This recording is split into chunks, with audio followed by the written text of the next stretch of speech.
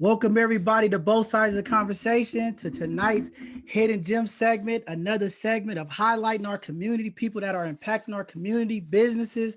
Tonight we have a community spotlight, amazing sister that's doing work for us. We're going to bring her in a minute.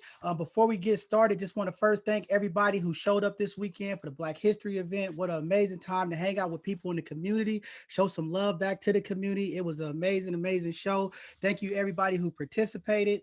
And before I turn over to Rico, just wanted to address to the community.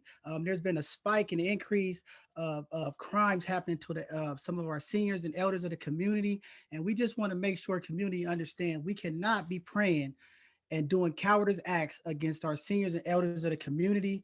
I know the news reports have been going out. There's been several, and to our young people and people in the community. I know times get hard and things goes down in our community, but we cannot be doing these vicious attacks against our seniors and elders of the community is just not acceptable. And anybody participating in those type of acts, community, we will ask to hold them accountable to the fullest extent of the law because our elders should not feel unprotected and safe while being present in our community. So I am John Henry, co-founder of Both Sides of Conversation. I have with me. And I'm also the co-founder and co-host Rico Hamilton. And we have an amazing show today.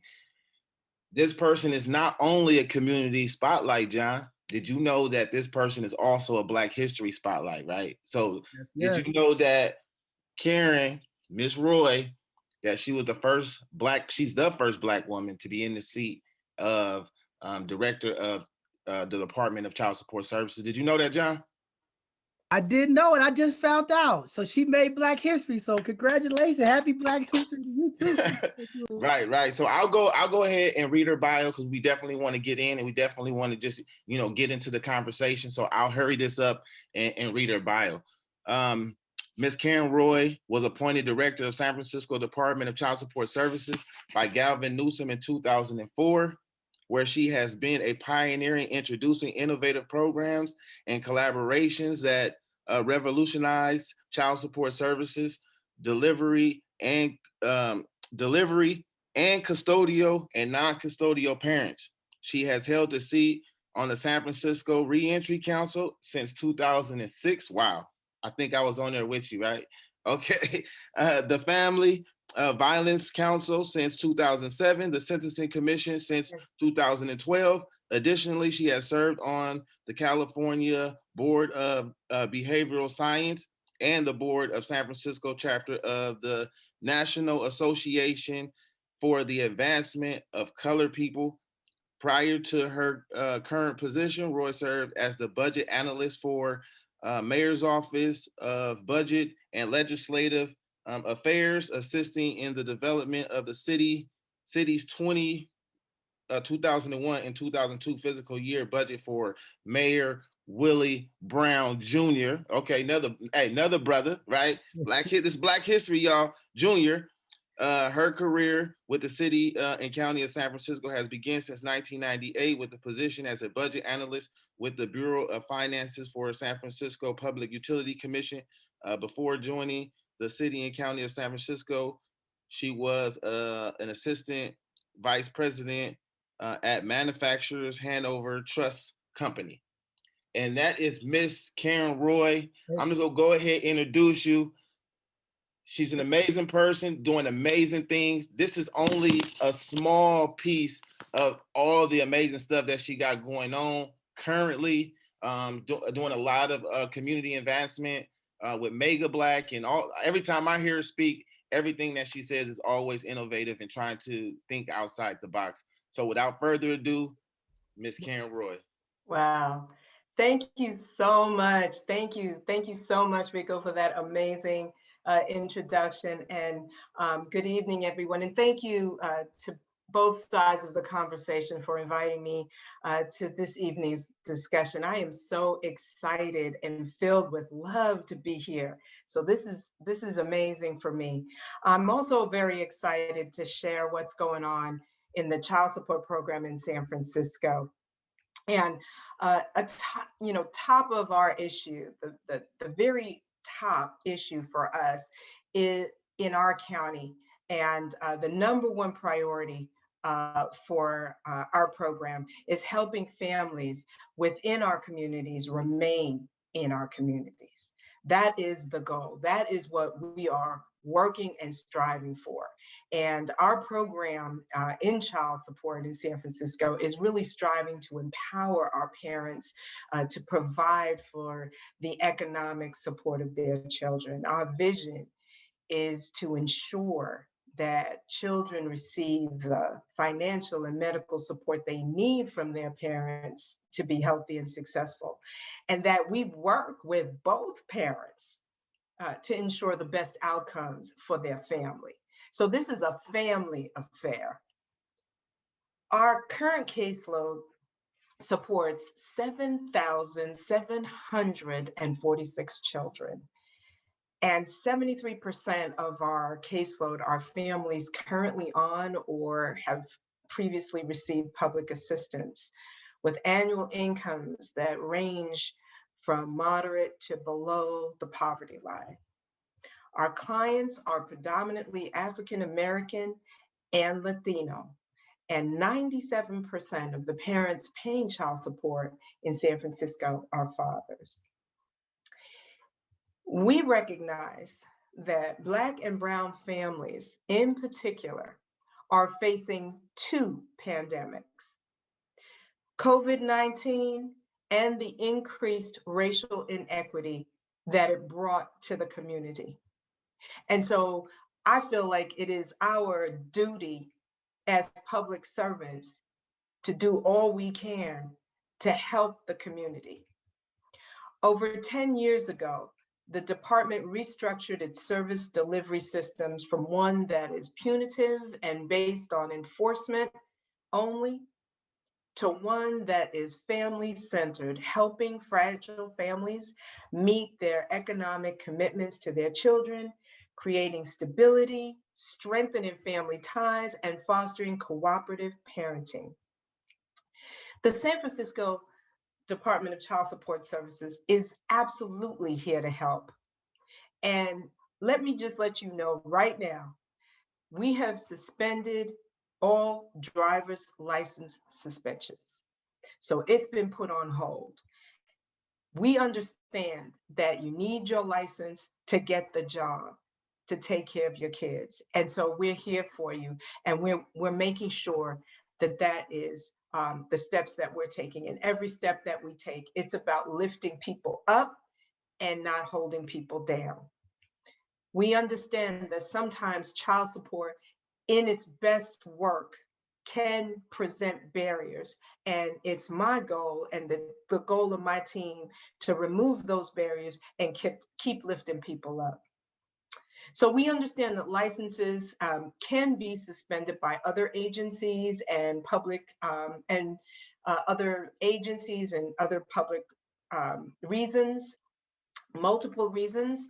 But if your driver's license is suspended for child support, I just want to say right now, please call us at 866-901-3212. And we will work with you to get your driver's license back. So I just want to put that up front right away. So we understand that this is our community and we are collaborating in the community. We are in the community. We collaborate with City College to reach students in each campus, including the Bayview campus. We collaborate with churches. We collaborate with community leaders like both sides of the conversation to make sure we deliver a program to those that need us where they live. It's not just about us, it's about you. And we need to be where you are.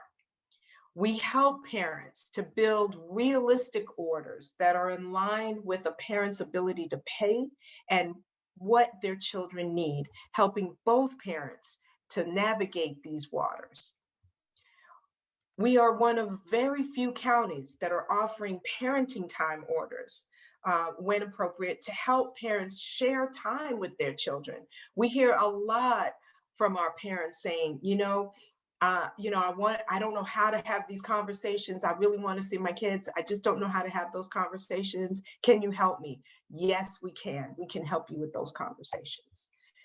We're collaborating right now with the Families Rising program and the San Francisco Unified Family Court to provide mediation services for parents, time-saving plans, time-sharing plans, and conflict resolution opportunities to help improve co-parenting. We also collaborate with local hospitals to establish parentage for children born to couples that have never been married. Children need both parents in their lives. And I'm proud to say that 100% of the children that we serve, that's over 7,800 children, have their paternity established. They know who they are, they know from whence they come, and they know who their ancestors are. We are also in the county jail, making sure parents that are on the inside have the same access to services as parents coming into our office each and every day. We provide on-site attorney, caseworker, and outreach assistance throughout the county jail system to ensure incarcerated parents can exercise their rights. And like you said, I've been on the Reentry Council for a very long time. We believe wholeheartedly in successful reentry, and that's why we don't want to be that barrier that holds somebody back from being successful. What we want to do is be a partner in that person's success, and that's why we make sure that parents responsible to pay child support have the opportunity to first get back on their feet with stable housing and employment before reintroducing child support. And we do it gradually so that we can ensure that their children get paid first before any other debt any other government debt is paid. And that's something that child support balances. There's child support that is owed to the family, and then there's child support that is owed to the government because the family needed public assistance. We are very active in working to shift and make sure that everything that we receive from a parent goes to his or her children. That's the mission of this child support program. It is to empower parents, and we have grabbed onto that mission with both hands, and that's the work that we are doing. We have a debt relief program. It's a compromise of arrears program that was redesigned to relieve the burden of debt owed to government and focus on getting money to Black and Brown families. California's interest rate for child support arrears debt is 10%, which is one of the highest in the country. And we understand the burden that this brings, causing the debt balance to grow very, very quickly. We are collaborating right now with Tipping Point and Promise to help parents pay off arrears owed to their family with no interest, low monthly installment loans as low as $50 a month. So we've got that program going on.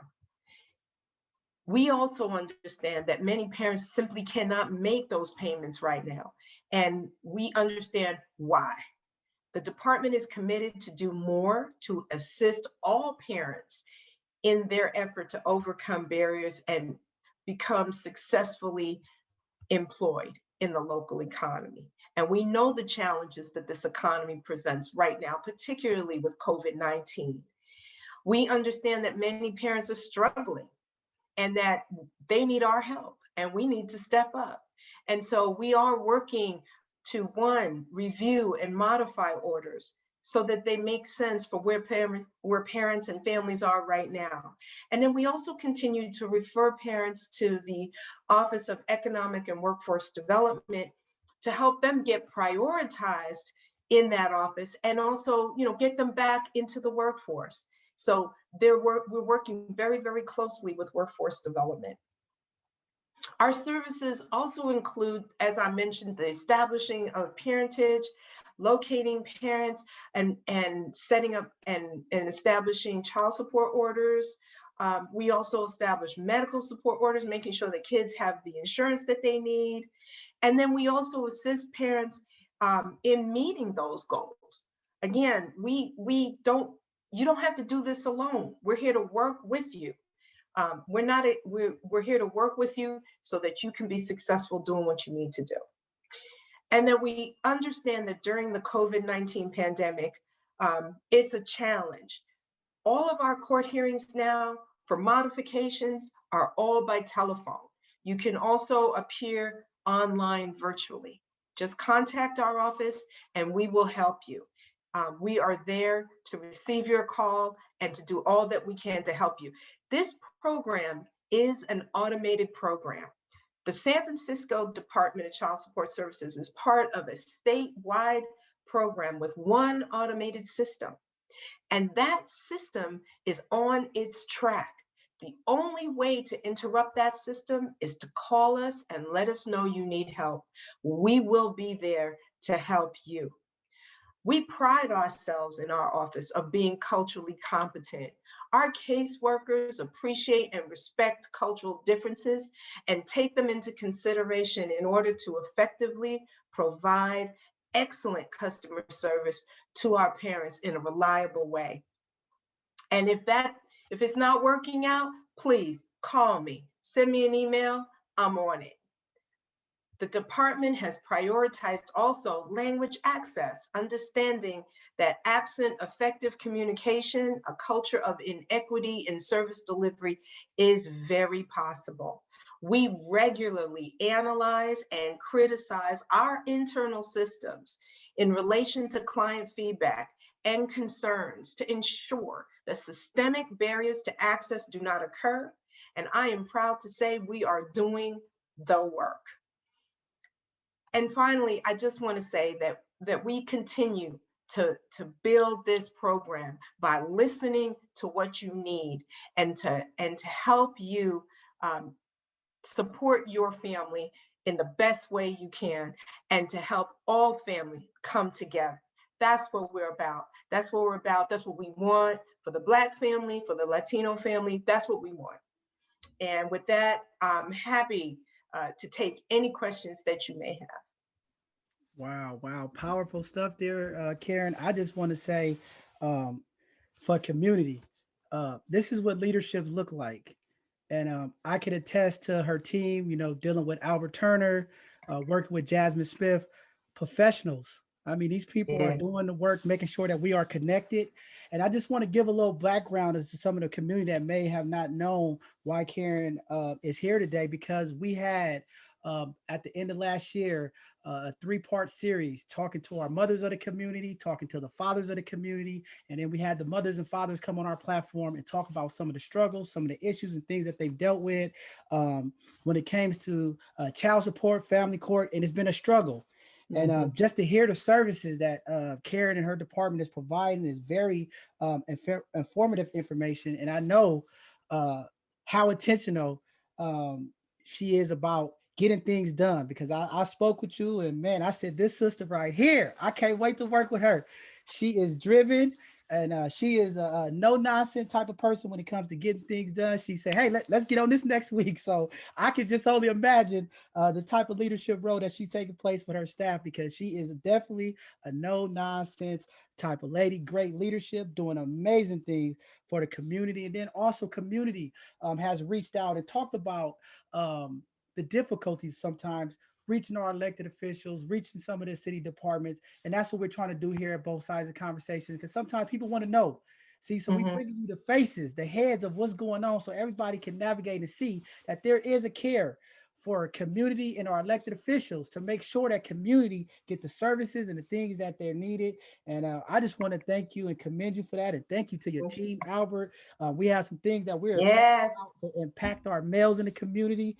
And I'm looking forward to that. But I'm gonna go ahead and let Rico go ahead and then ask the first question that he has, and then I'll ask one more, and we'll just kind of roll this thing along, and then we'll have Kasi if any questions in the chat yet. But Rico, you want to jump in there? Of course, and I also wanted to add is that a part of both sides of the conversation, it is called both sides of the conversation because most times we only hear one part of the conversation. Either we are part of city government or city departments and we know that conversation, or we're part of community and we only know those conversations, which create stigma, which create a narrative that most times isn't true. So it's important for Miss Karen Roye to be on here giving this information, because a lot of information we hear in the community is total opposite, right? And a lot of times it's not that they have the experience, it's because they don't know how to navigate through the process, or they don't know how to go about taking care of certain type of business. So we want to be sure that we highlight you, we highlight the services, and then after we can support individuals with making sure that they can get connected with those services, because a lot of this stuff is really stigma that our community deal with, and with child support, and certain folks just not dealing with it, saying I don't want to be there, not knowing that if you would have just been there in the beginning, you would have no rears, right? So just trying to support folks and get them to better understand the process. So how can we as a community support your efforts as it relates to the work that you're doing, the services that you have available? What can both sides of the conversation and the people out there in Facebook and on our platforms, what can they do to support your efforts? Okay, so thank you so much for that. And first of all, I do want to give a shout out to my team, because I don't do this alone. I have an amazing team that is dedicated and committed to doing the very, very best work that we can. We work for you, okay? We work for you. I work for you.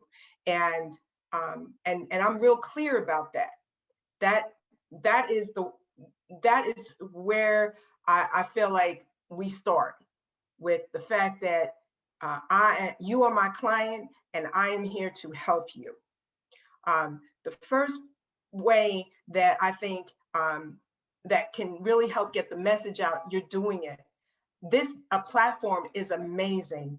And I am so grateful to have an opportunity like this, where we can communicate and get the word out as quickly as possible about what's going on in child support, and how we can help.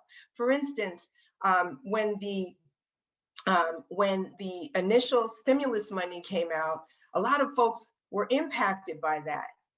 With respect to child support, and didn't know where to go and what to do.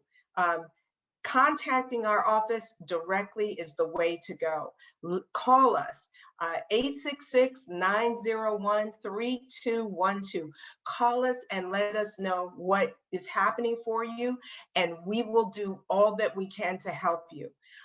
That's number one. Number two, what drives child support is the law. Legislation. If there are things in this program that you feel could serve the community better, let your legislators know. Let your voice be heard. Absolutely. We are here, and let me know, because we're here to do the very best work that we can for the community, and to support the community. And the next stimulus that is coming forward will not have child support attached to it. So there's differences coming up, right? So there were changes coming up, because we heard from folks saying, hey, wait a minute, this is not working for us. We need these dollars to survive, and we're trying to do the best we can. So we heard that, and we're making those changes as well. Another program that we have coming up, and we're getting ready to start a pilot with our courts and working with our courts, is talking about in-kind orders. And in-kind orders are orders that focus on what can you do for your children that isn't necessarily tied to money.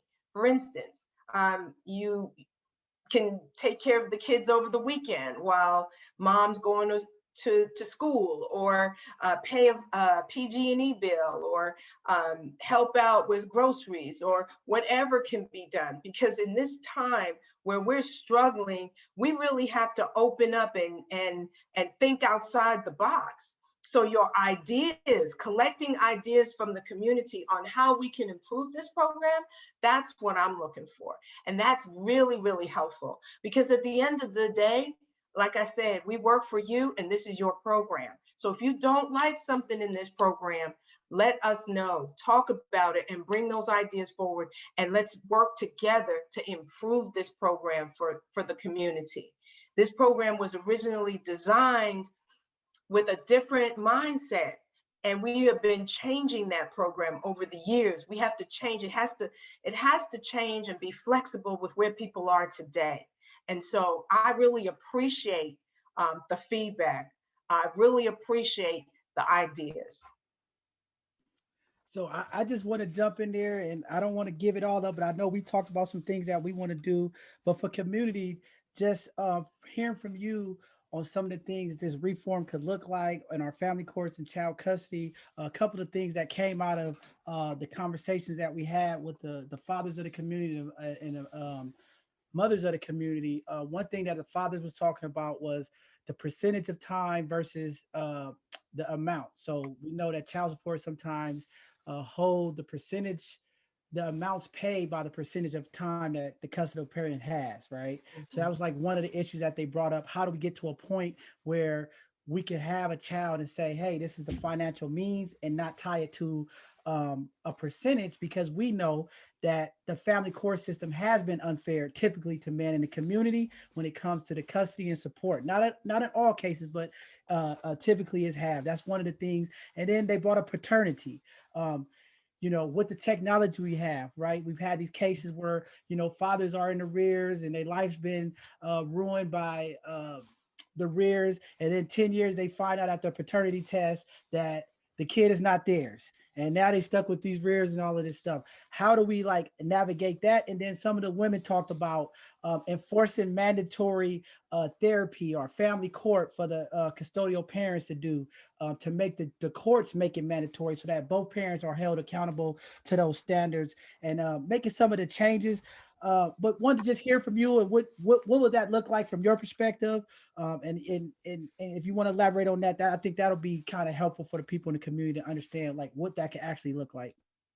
So thank you so much for the question. I really appreciate the questions that you brought up, because there is some confusion about the child support program and how it relates to custody and visitation. So the child support program does not establish custody and visitation orders for parents. The San Francisco, what we do, the child support program works closely with our partners at the court to provide parents with options for addressing their custody and visitation needs. So what we can do is we can share information about custody and visitation, and we can apply the amount of time that a parent spends with his children or her children to the order. And that's the percentage that you're talking about. It's, the more time you spending with your children, the more that impacts the actual child support that is being ordered. So that's how custody and visitation come into a child support order. One of the things that I want to say too is that we do work with parents to understand how that custody and visitation arrangement works. So it's really important to talk with us about that. That's one of the reasons why we're talking about parenting time orders. Parenting time orders are not custody and visitation orders. They are informal plans that parents talk about and say, okay, well, I'm going to have the kids for Thanksgiving, and then you're going to have the kids for Christmas. Or, how can we work it out so that you can visit with the children more, without having to go to a court custody and visitation hearing. That's in the family court. But whatever happens in the family court does impact your order. It can impact your order. It can impact the order based on the awarded access and visitation, and that's separate from a parenting time plan. So I just want to make that distinction. And we can refer you to the Family Law Facilitator's Office to help you if you are looking to increase access and visitation with your children. You can contact the Family Law Facilitator's Office at the San Francisco Unified Family Court, and they can assist you with those orders. You also mentioned that, what happens with, if parents have a change in circumstances and the arrears start to grow. So absolutely, come and talk to us. And you're going to hear me say this over and over and over again, but that's the reality, because this program will continue on the track of growing the arrears if you don't check in with us and just say, hey, you know what, I just lost my job and I need help. So we can start working with you to help you and find solutions like modification of your orders, maybe a stipulation to a lesser amount between parents. That's something that we can do. We can do that real fast. We can also talk about reserving the order if that's something that needs to happen until you get back on your feet. So we do have solutions, but you have to come and talk to us, because we won't know what you're going through. And let me rephrase that. We won't know what you're suffering through unless you come and talk to us and tell us, and then we start working with you, because we work on child support cases one family at a time. Right? That's how we do it. Everybody's different. So if whatever you heard, come on down and talk to us. Just give us a call on the phone, because during COVID right now, the office is closed for physical visits, but you can always reach us on the phone. And soon we're going to have Zoom calls where you can speak to a caseworker directly. So we're going to have that. So modification of orders, compromises of orders, reserved orders, these are all tools that we can help to apply to a situation. So please come in and talk to us. That's the main thing I have to tell you. And that's the takeaway tonight. That is the takeaway. Call us. And just wanting to make sure that I speak to this, and that is, just making sure that that there are solutions. You have rights. Parents have rights. And you have a right to the best service that you can get from any child support program. And if you feel like your rights are not being honored, or that you're not getting support that you need, you have options to go to an ombuds person and bring your concerns to that ombuds person. And that ombuds person has the responsibility to elevate that issue, and it can go all the way to the state. So if you feel like you're not being treated fairly, if you feel like you're not being treated with respect, you have rights, and I urge you and encourage you to exercise your rights. Wow, powerful. There you have it, community. No excuses to the brothers out there, to the sisters out there. No excuses. You in the rears. Please reach out to Karen office. They are there to work for you. You hear it, because I know a lot of times the fellas in the community get discouraged. They see the rears, they see all this stuff coming out of their checks, they just get discouraged. But there's an opportunity. You heard it directly from the director's mouth. Reach out. That's all you have to do. Reach out. That's what it's about. Rico, did you want to throw anything else in there? Yeah. I mean, this information is so valuable because, a lot of times I'm in the community and I'm trying to support individuals with employment and all these different opportunities. And with those opportunities, this is a barrier for them. And now that I'm listening very closely with my inner ear, I realize that a lot of it is a lack of education, and not saying that they're not educated as far as academia, but educated as far as doing the research, right?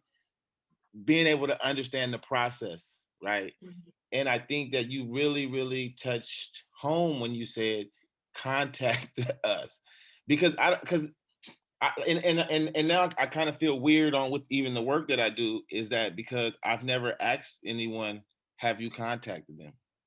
Right? I only go with their narrative, and whatever narrative that they're giving to me, I'm in the rears, blah, blah, blah, blah. And I never asked, well, have you reached out? Well, let's reach out together. Let's figure out how we can get through this and how I can support you, because a lot of times a lack of education brings a lack of confidence, right? And you talking to someone who's kind of a little bit more educated than you, or you might perceive to be a little bit more educated. And sometimes it brings a fear to individuals to not even want to reach out. I had this one guy, I was trying to get a job, and he was just like, I don't want no job. And I'm like, why? Because child support gonna take this much and they're gonna take that much. And I'm like, that logic doesn't make sense to me. But that was his situation, and that's where he was.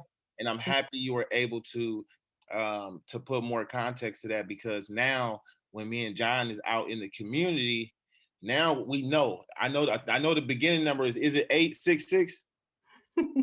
Yes. Well, okay, yeah. So I know that part. John probably know the rest, but I know the 866 part, and we're gonna make sure that we do 866-901-3212.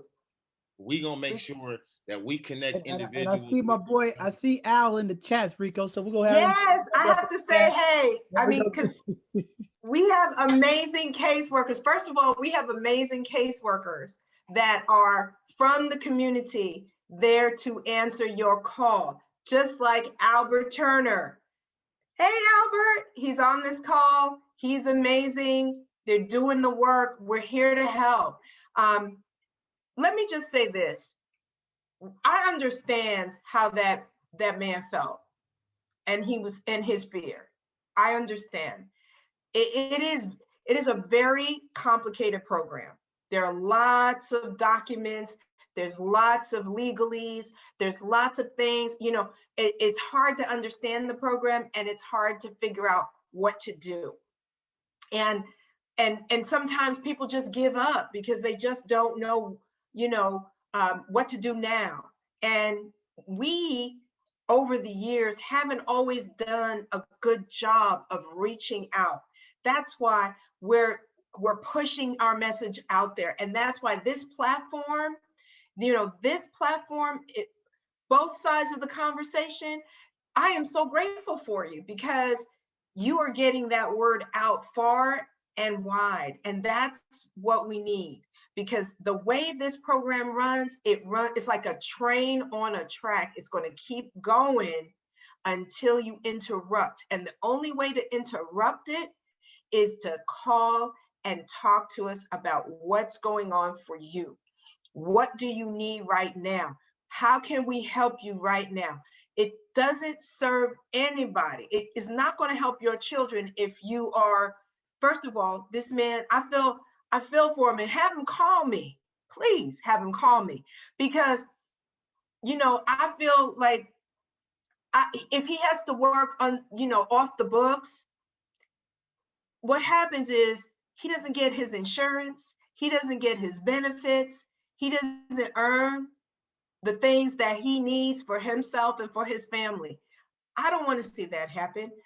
Have him call us. Have him call Albert. Have him call me. We will work with him to try and help him in his situation. We understand a lot of people right now are paying child support with unemployment insurance. We get that. And we're looking to do what we can to help them survive. It's not going to, plus many parents who are paying child support have kids in their household that they're trying to feed too. Let's keep it real. Let's keep it real. We're talking real. You told me, get on here, tell the truth. I'm telling the truth. So, we have to realize that we have to balance all of this, and we are here to work with you. And that's what my commitment is. We're going to do the best we can for you to help you to get through this. So I really don't want that man to lose his job and to give up. I don't want anybody to feel like they have to give up in order to survive. Let's figure out how we can make this work. Wow, deep. So there you go, brothers in the community. They want to help out.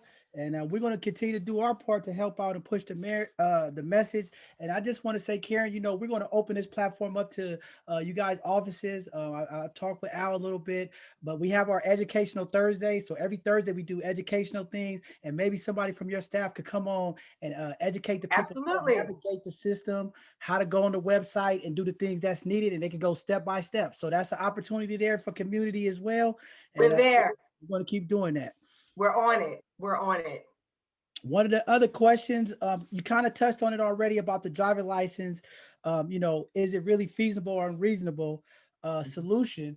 So we know right now that's the current standing. But I also want to throw something in there that somebody asked me that's really impacting them with child support is even when a father is current paying on time, as they evolve and try to buy a house or do something, because they have child support, it has impacted them to reach their American dream of buying a home. So, is there any talks or how do we fix that? Because we talked about how the disparities affect us. But when you are a male or a female in the community, you're trying to move ahead and you can't purchase a house because the child support hang up. How do we fix that? Because I think a lot of people who are trying to do the right thing, being part of their kid's life, and then they're ready to, take the next step, and then this negative thing come up on your credit report, child support, and then the creditors are like, we don't want to support this. So I'm going to tell you, call us. Here's what we can do. When you are current with your child support, call us, give us a call, and we will notice the credit bureaus that you are in good standing. And we will do what we can to help you correct any issues on your credit report that are related to child support. We are here to do that. We will release any liens that are against your accounts or against any titles or anything like that. We will do it. Again, call us and let us know. We will work with you. And don't call, if you call as you putting down the down payment on the house, it's not going to hit the solution is not going to hit the credit bureaus in time. We need to be part of the plan. So as you are getting ready to move towards home ownership, I applaud you. I am so happy to hear that. More Black and brown people owning homes. That's beautiful. Call us right away. When you are finishing, when you are closing out your arrears and you're in good standing or you're heading towards good standing, give us a call and let us know so that we can work with you to begin to repair anything that's on your credit report relating to child support. That's what we're here to do. And we can get on it. We can make phone calls. We can write letters. I'll call them myself. Just let us know where you are. It is a partnership.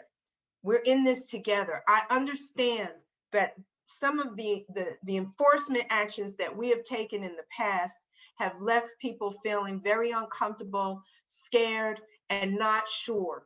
And it is a complicated program. But I promise you, we are here to help you.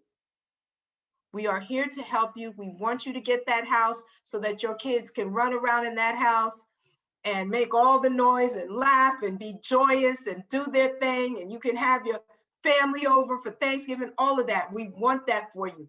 Let us be a partner in helping you get there. Well, we're almost out of time. So, John, if you can please ask the last question, but I do have a small question that is kind of off the question because Okay. I like my friend is watching and he had this question. So, okay, please ask the question. So, well, go ahead, Rico, ask it. Okay, so what he was saying was, or what he's telling me is that in the initial process of the breakup, right, as a family breaks up, then they go into the mediation stage when family court comes in and all that. How can we? Well, what he's asking is how do they get support there? Because that's where the bad taste is left in a mother or a father's mouth, where they're like, you know what? I'm just not dealing with nothing no more because I can't even get a fair share, or I can't get a fair shake in this process. So he's saying like that's where his frustration came within the initial process, where he's trying to be a father and trying to do what he can. The cards were stacked against them, as far as we can go into education, equity, and all this other stuff, but he just want to be a dad, and his presence, he want his presence to count. but it didn't count at that time. And it's like, well, this is the order. This is what it's going to be. And then he got frustrated and was like, well, F it. I quit. I give up. I can't even be a dad. I'm saying I'm trying to be a dad. You want me to do it this way. I'm telling you, this is the way I can do it. So like, how can we as community support that part of it? Like support the initial mediation. And I know a lot of it might be law and stuff like that, but like, how can we somehow support fathers and mothers who are going through that initial part and making sure that they can at least say, look, we can't let you give up, but you got to link to this next part because we don't want you to have those rears, or we don't want you to, you know, end up in a place where you can't support or be around it all. So there's a couple of things that can be done. And I really, first of all, thank you for sharing and your question. I really appreciate your question. I understand that can be a very, very daunting thing and very upsetting.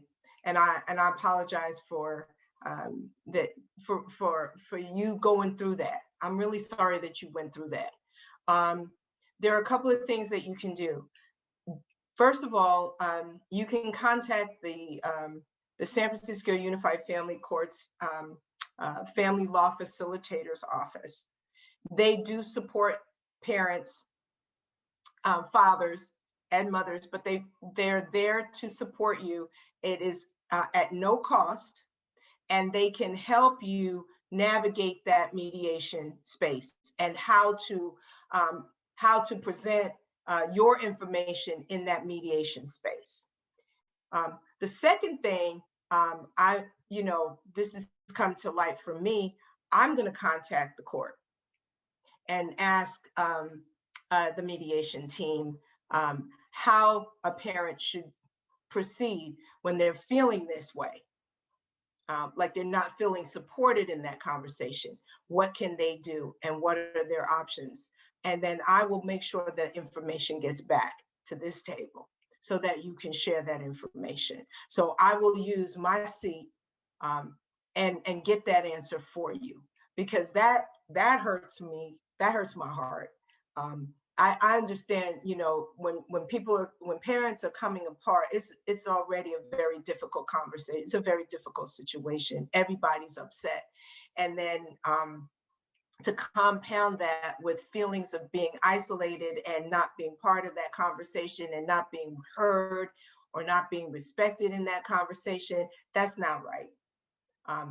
And that needs to be addressed. So I will contact the court on that and find out what a parent can do in addition to contacting the Family Law Facilitator's Office. In addition to that, what else can a parent do when they just don't feel supported by the process? Wow. See, there you go, community. See, caring is what leadership looks like. Accountability, taking the first step, not waiting, going to make it happen. See, this is why we got to get behind. Yeah, I'm going to call them tomorrow. I'm calling them tomorrow. This is what it looks like. I mean, and I think real quick, just to kind of cap on that, what Rico said, because like Rico said, when initial breakup happens with families, typically one of the parents move out the house, and then the other person goes and do the child support, and maybe they live together, right? And then all the mail is coming to that person's house, and then they never even get the information from child support saying that they need to, come down or sign up. And I think that's the first start, because I heard some other people say that's how they got into the rears. I went 4 or 5 months. I was in transition. I was living with a family member. All my mail still was going to the house. I changed my address, and now I'm $10,000 in the hole, and I didn't even know. So I think that's one of the big. But you heard what she said. Call her, y'all. No more excuses. We got to call. Okay. 866-901-3212. You call us as soon as you move out of the house and child support is being filed for. Call us.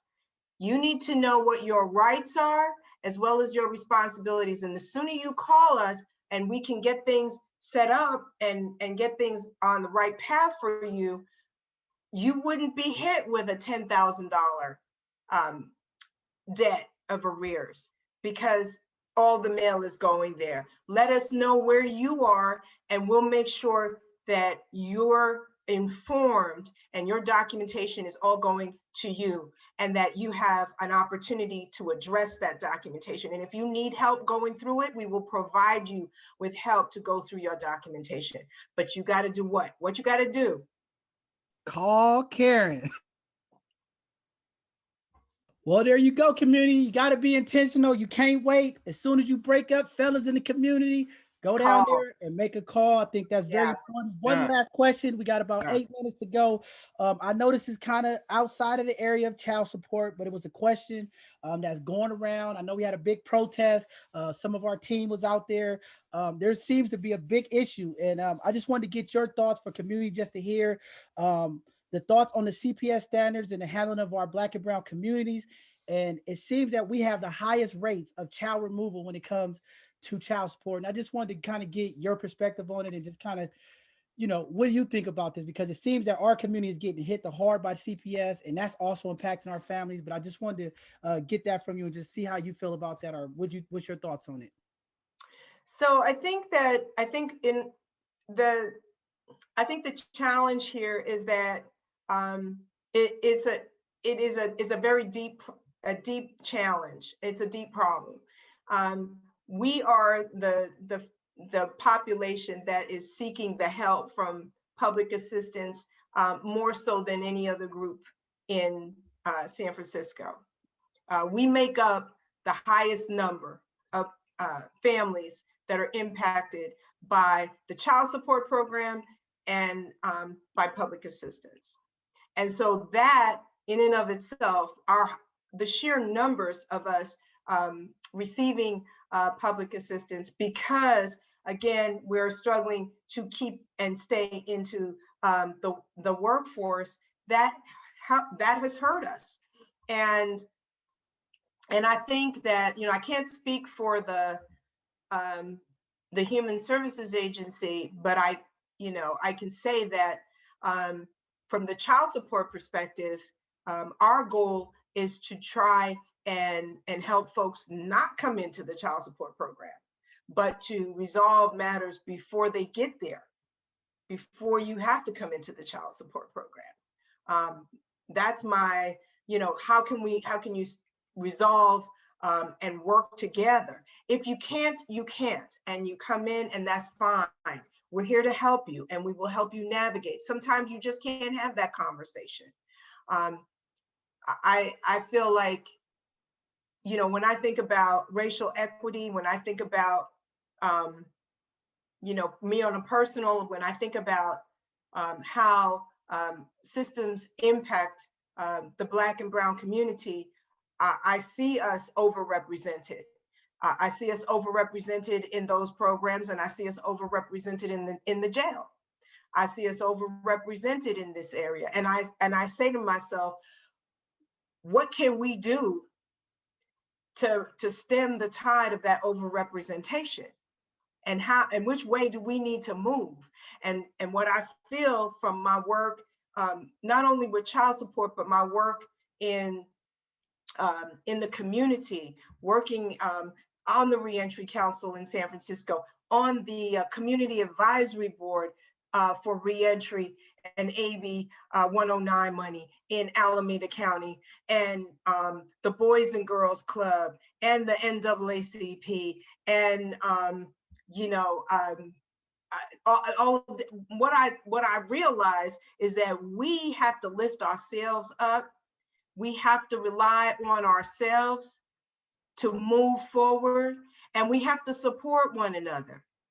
And I'm just gonna, we have to support one another and lift each other up, and love each other, and share some love across the table with each other.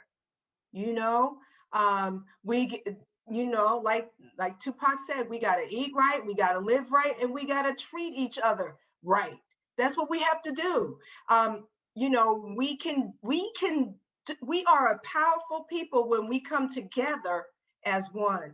And I just feel like what you're talking about is not, it is the outcome of the problem. It is not the problem. Our problem, our work is to love on each other, care for each other, lift each other up. And I'm going to start from where I sit. And I thank you. And we thank you for all the amazing work that you're doing with the Office of Child Support Services or the Department of Child Support Services. All the work you're doing with Mega Black, just Yes. just being proactive, not reactive, and having that mindset. I thank you um, so much for all the stuff that you do for the community. Everybody that's out there, brothers, I hope you were paying attention. Sisters, I hope you are paying attention. Make the phone call, please. Make the phone call, brothers. Also, I did want to say to the brothers, and it's a small piece. When you go to family court, it's not going to criminal court. So it's Yes. okay to go down there. Do not be afraid to walk in them rooms and walk past that metal detector. It's okay. Go in there and take care of your business. We thank you so much for hopping on. You're Absolutely. definitely more than a hidden gem. We see that you shine so bright. You are our community spotlight, and you're also our Black History spotlight. Thank you, Karen, so much. Thank you so much. Thank you for having me. Thank you for lifting the community up. Thank you for all you do. I really appreciate you all. Much love. Much And I love. just want to second that and say we love you. Thank you for being an ambassador of the community and fighting the fight. You know, and like Rico said, you are Black history. You are Black excellent. Our sisters are doing some amazing things. And y'all hear us say amazing. So it's just not both sides of the conversation. This word amazing is just part of what we do here. So we're going to keep going and pushing. But thank you, sister. Thank your team. Thanks, Jasmine, Albert, for all the things. Looking forward to doing some of the things in the future with you. We will definitely keep in contact with you. And we just love and support you. And thank you for being a freedom fighter for the Thank people, even at your position. Constance, did you want to say anything before Karen leaves? Absolutely. I just want to again say thank you, Karen, for being such a dynamic woman, such a dynamic leader, and for being courageous on the forefront and doing all that you are doing, both in the work field and in the legislative field. We need you there. We appreciate your presence there. We value you there, and keep doing what you're doing. We will do what we need to do to support you. So thank you just for being who you are and knowing what you know and operating from that platform. I appreciate you. Thank you, my sister. And thank you so much for what you do. Constantly lifting up. And I appreciate you. I really do. I do. Absolutely. Thank you so much. Thank you all so much. Thank you, family. No problem. We love you. Thank you. Thank you. All right. All right. So now we're going to transition. We told you guys we had an amazing guest, Community Spotlight. Our sister came and gave community information. Now we're going to transition into our regular 7 o'clock Hidden Gem segment.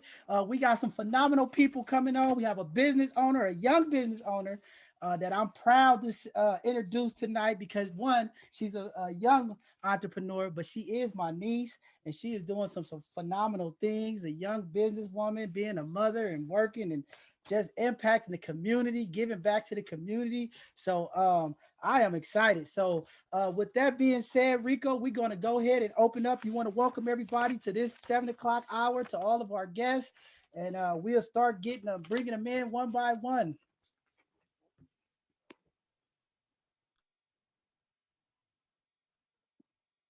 Is our first person here?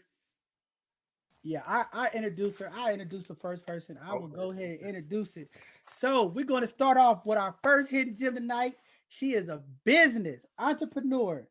This is not only a business. This is my family. This is my niece. This is my baby right here. This is my baby. This is my baby, man. I'm so proud of her. Look at my look at my little family right there. Mieshael Henry. I just want to say I'm proud of you. Uncle love you. I support you. I told you I'm not buying one juice until you come on and promote with the community. That's what we do here.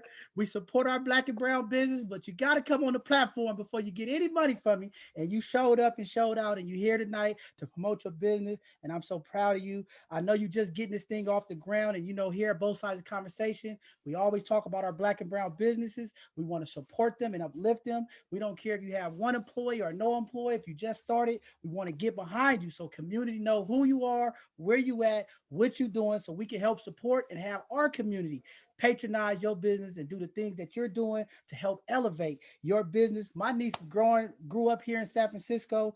You know, she is definitely a San Francisco native. She's doing work all around the Bay Area. I've seen her out with the homeless, feeding, doing everything, giving her juice products out, doing everything. I mean, this juice boost thing is going down. She has t-shirts, hoodies.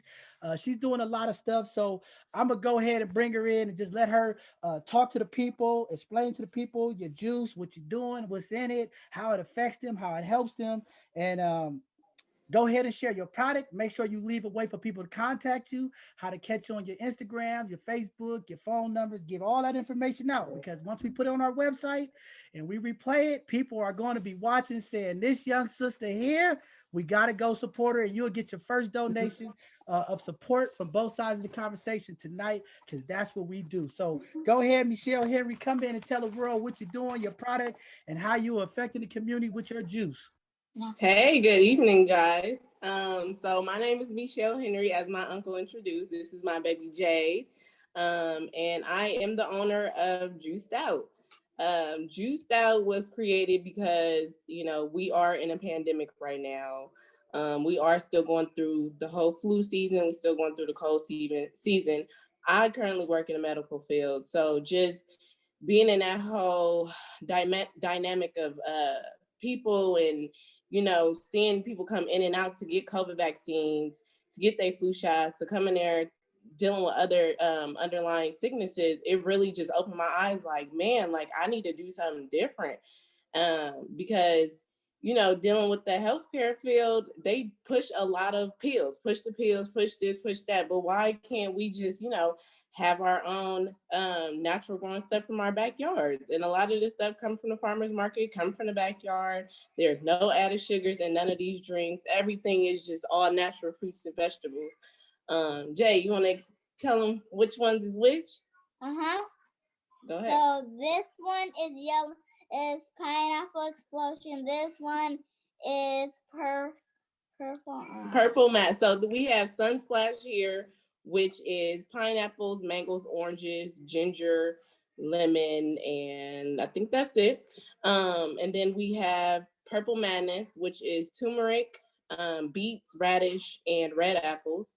Then we have here, which is Orange Mist. It is oranges, turmeric, and carrots. And then over here, we got Mega G, which is kale, ginger, lemon.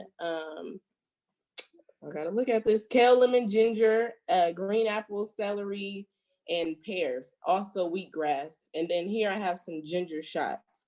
So everything that I've made, all the juices I made, all are for immune boosting.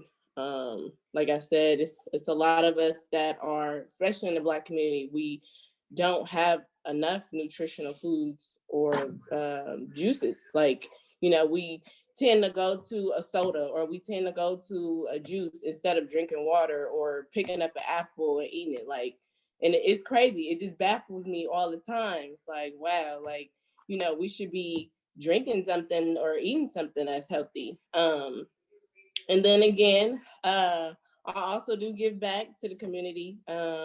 Just last month, where were we? We was in San Francisco for Martin Luther King Day. We was giving back to the homeless. In December, we was out there giving back to Oakland. And this month, since it's Black History Month, we are gonna go to Berkeley and give back there as well. And speaking of Black History Month, I have created a hoodie, juiced out. Let me see. It's juiced out with the fist, with the black fist, you know, representing for us for our whole Black History Month. I also do shirts as well. And that's about it. Wow, Rico, you want to say something before I say something? Go ahead, Rico. Yeah, I just want to say that's totally Kashla, amazing. Thank you. That's amazing. The work that you're doing, you're putting it in. Whatever we can do to support you, whatever we can do to uplift your business. I definitely 100% like college prep. Definitely want to support young people and uplifting them in whatever endeavors that they have. Whatever we can do to support you and lift you up, like we down, we got you. Don't even trip. Okay. I like that hoodie too. So maybe, thank you. inspire both sides of the conversation. Yeah, so I just want to say, before I say something, please go ahead and verbalize how people can reach out to you, your social media handles and whatever information, so they can know how to contact you. And we'll have Kasha get some of that information into the chats, into our group, and I'll come back to you. All right. So right now I am only on Facebook. Oh, not Facebook. Sorry. I am on Instagram. My Instagram is juiced out underscore. Well, juiced underscore out underscore. That's where all the juices are on there. You can send me a DM. You can also text me, call me. My phone number is 415-756-1619. Just, hit me up. If you're on Facebook following me, you can hit me up there too. Also, I do have a special going on right now, which includes not dark passion. Sorry, giving me the wrong name. Purple Madness and Mega G with the ginger shots. I recommend, if you do order these, it's 2 Mega G's and 1 Purple Madness and 2 ginger shots. So I do recommend you drink a lot of water and change your food diet if you are going to detox, if you are serious about detoxing. But again, you can hit me up on Instagram, juice underscore out underscore. Wow, and y'all can reach her through us too. We'll get you guys connected. I just want to say thank you, Jay. Your uncle love you. I'm so proud of you, and as long as I'm living, I'm going to always do everything in my power to make sure that I support your endeavors. You are a powerful young woman, powerful mother, committed to the community. I think you get that community lead from me. You see me out there in them streets taking care of people. I get it from you and my dad. Okay. We about community. You can't lead the community if you don't feed the community, and that's what we believe here at both sides of the conversation, as well as in my family. If you want to be a leader of the community, you got to feed them with food, love, and information and education. That's what we do. Thank you, niece. I'm so proud of you. Check your Cash App. I want my juiced out. I'm gonna find out from you who want one. I'm gonna send you over the money and make sure we all juiced out and we support and rep what you're doing, because what you're doing is powerful. And we do have to change the narrative on how we eat in our Black and brown community. We just had our Black Panther Party on this past Sunday, talking about Black male health and how food in our environment is impacting us health wise. And we can start off by making that change with just drinking the juice. So thank you. You can hang around with us. If you got to go, I know you're busy, you can, but you can hang around. We will continue to push your information out to the community, and I'll reach out to you and I'll send you the information in the link in the chat. Yeah, put it in the chat so we can get it into the group as well. Somebody wanted it in the chat. Okay. All right. Thank you very much. I love you. I love you, Jade. I see you. Love you too. So with that being said, that was our Black business portion of the show. Y'all know, at both sides of the conversation, we support our Black and brown businesses, no matter how small, how big. We go out for our Black businesses, or y'all can look on our Instagram, Facebook. Y'all see all the stuff we doing for our community. We always giving back. But with that being said, oh man, I'm so happy tonight. We got 100% college prep here tonight. We have the staff. We have the people behind the scenes that's making our young people phenomenal. We got Javier here that blew the world out with one of the most powerful spoken words that people been hitting me left and right. How do I get a hold of Javier? How do I get a hold of him? I need to have him come do something for my school. I mean, we got some phenomenal people at 100%. My guy, Kevin, we're about to do a major, major collaboration with these young people in the community. I'm just going to stop because the show will bring y'all, but I want to just highlight something, because what community needs to hear and understand about when community work together and we collaborate and we have goals and we do things to make action, and we talking about community, getting behind supporting our young people. I just want to highlight some of the things last year before the end of the year when we talked about the both sides of the conversation and the 100% college prep with Mieshael, Diane, and the team over there. We was going to work together, collaborate to empower, impact our community and our young people and their commitment to getting our kids to college. I just want to give the community an update, because see, Mr. Shell don't play around. See, Diane don't play around. When we talk about things that we're going to do to impact the community, it's action behind it. It's action. So we talked about going to our website, checking out how to get scholarships, and I'm going to give you some of the results that's already happening from people that's been tapping in, right? 100% of the students who attend their program is graduating from high school. We just got that information in. Even in this pandemic, going to school and Zoom, these kids have been given the information that they will be graduating. We have one of our students from the 100% college prep who just received a full ride scholarship to Chicago University, people. Like, this work is happening, right? Not only the work Javier and them are doing with these kids, they have had three students earn 4.0 GPS for the first time during this pandemic. I mean, we talked about it before. See, I told y'all, I believe in miracles. When we get this type of data back, it just reinforced. See, because people say in the Black and brown community, these type of things don't happen. Our kids don't learn. We have ADHD. They can't sit still. They'll never be top achievers in the academic realm. I'm here to tell you, we have the data. This information is happening. Our kids are excelling. We just got to get behind them and support them. We have 4 students receive college offers from their dream colleges already, y'all. This information, this is live. Like, they got their information. So this ain't no, we're making this up. These kids have received the information that they're going to their dream college that they want to go to, right? We have one student who already received a $10,000 scholarship. One student already, like, and we just talked about this last December. We only in February, Black History Month, and these kids is already making it happen. The college hustle is real, right? And Michelle is making sure they get what they need. One student just owned another $100,000 scholarship towards their college. Okay, so that's $20,000 that's already coming. But community, we ain't stopping here. We got a whole bunch of more of these babies in the community that we got to take care of. We go get behind and support. 100% college prep, both sides of the conversation. We'll do everything we can to make sure our young people in the community get the things that they need and go where they got to go, because we know education is the pathway to greatness. Like we just had Miss Karen Rowe on there. We want some more of our young people to be the next directors. Going through college preps in the process, our young people going to get there. So with that being said, I want to thank community. I want to break the myth. Don't say our kids is not excelling. 4.0, y'all.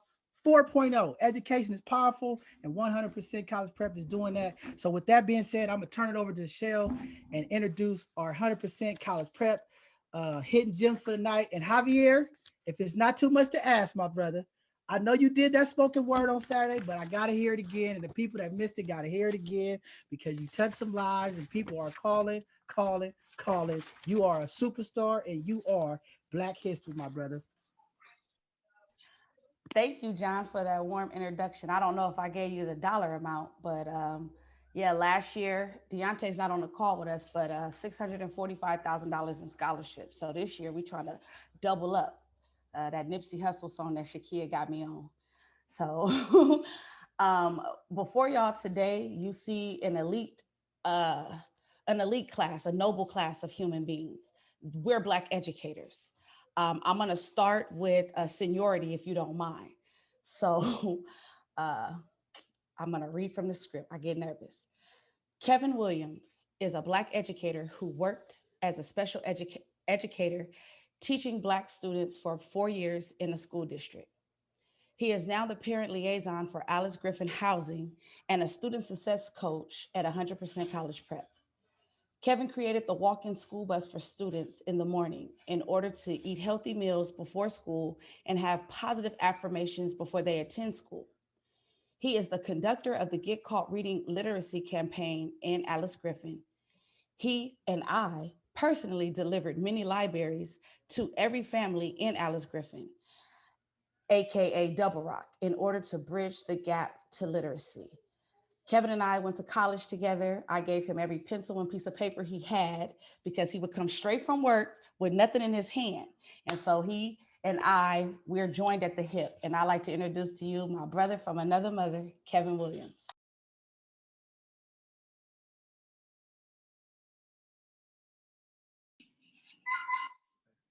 Hey, thank you, Michelle.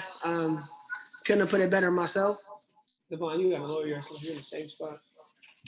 And to me, man, it's just been diversifying folks' minds, assets, and their appearance. I think with the work that I've done, somebody has set the bridge for me, and I decided it's only right to set the bridge for the people that I'm working with now. And I solely believe in reciprocity, you for me and me for you. You hear me talking about it all the time. And I think this is what our generation needs. Well, the generation that we're working with, this is what they need. So often we get folks that's do as I say, not as I do generation. And that's something that I definitely don't rock with at all.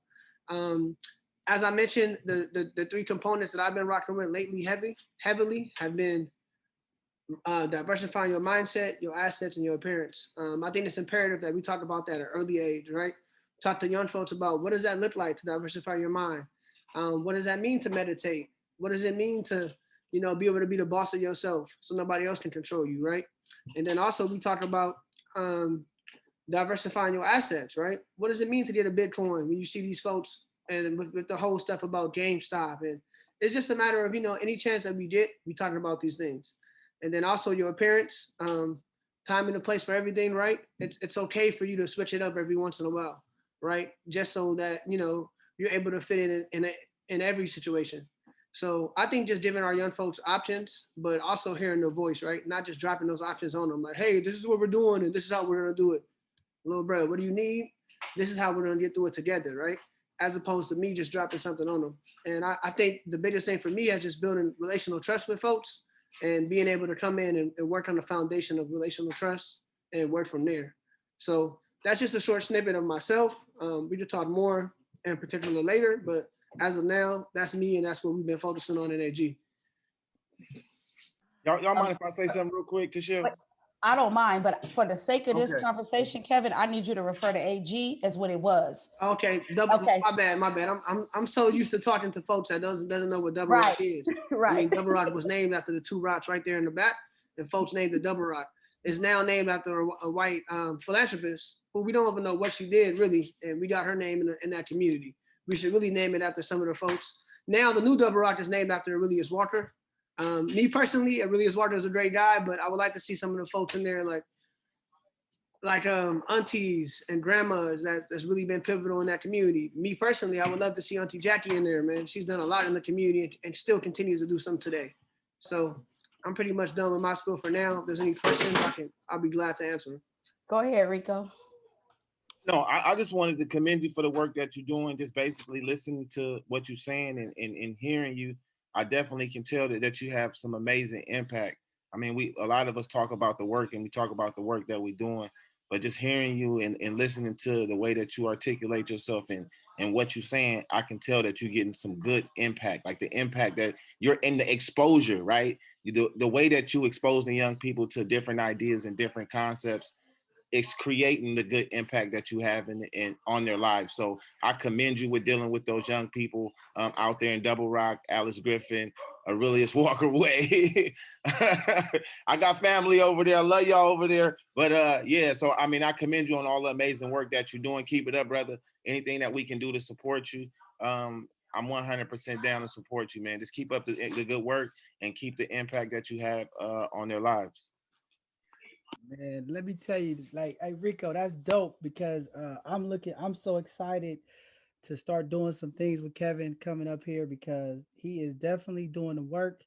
And I like how he said that we're gonna call it Dub Rock. And see, they got this stigma that nobody in Dub Rock can do anything. And I'm a Dub Rock product. So I'm not gonna say Alice Griffin. So don't tell me greatness don't come out of Hunters Point, don't come out of Double Rock, because I'm one of Double Rock. Okay, I'm one of the people that came out the Rock, and there's a lot of talent down there, a lot of good brothers and sisters down there. It's a lot of families who stick together, love their kids, and sometimes it's just information, education, and an opportunity to help evolve. So I just want to say, I know what you're doing with the young people. Keep doing what you're doing, my brother. I'm looking forward to doing the thing. And this brother of mine is like mine because he always working. Hey, I got a plan. I'm talking to him. He said, I got a plan. Let's do this. Let's do this.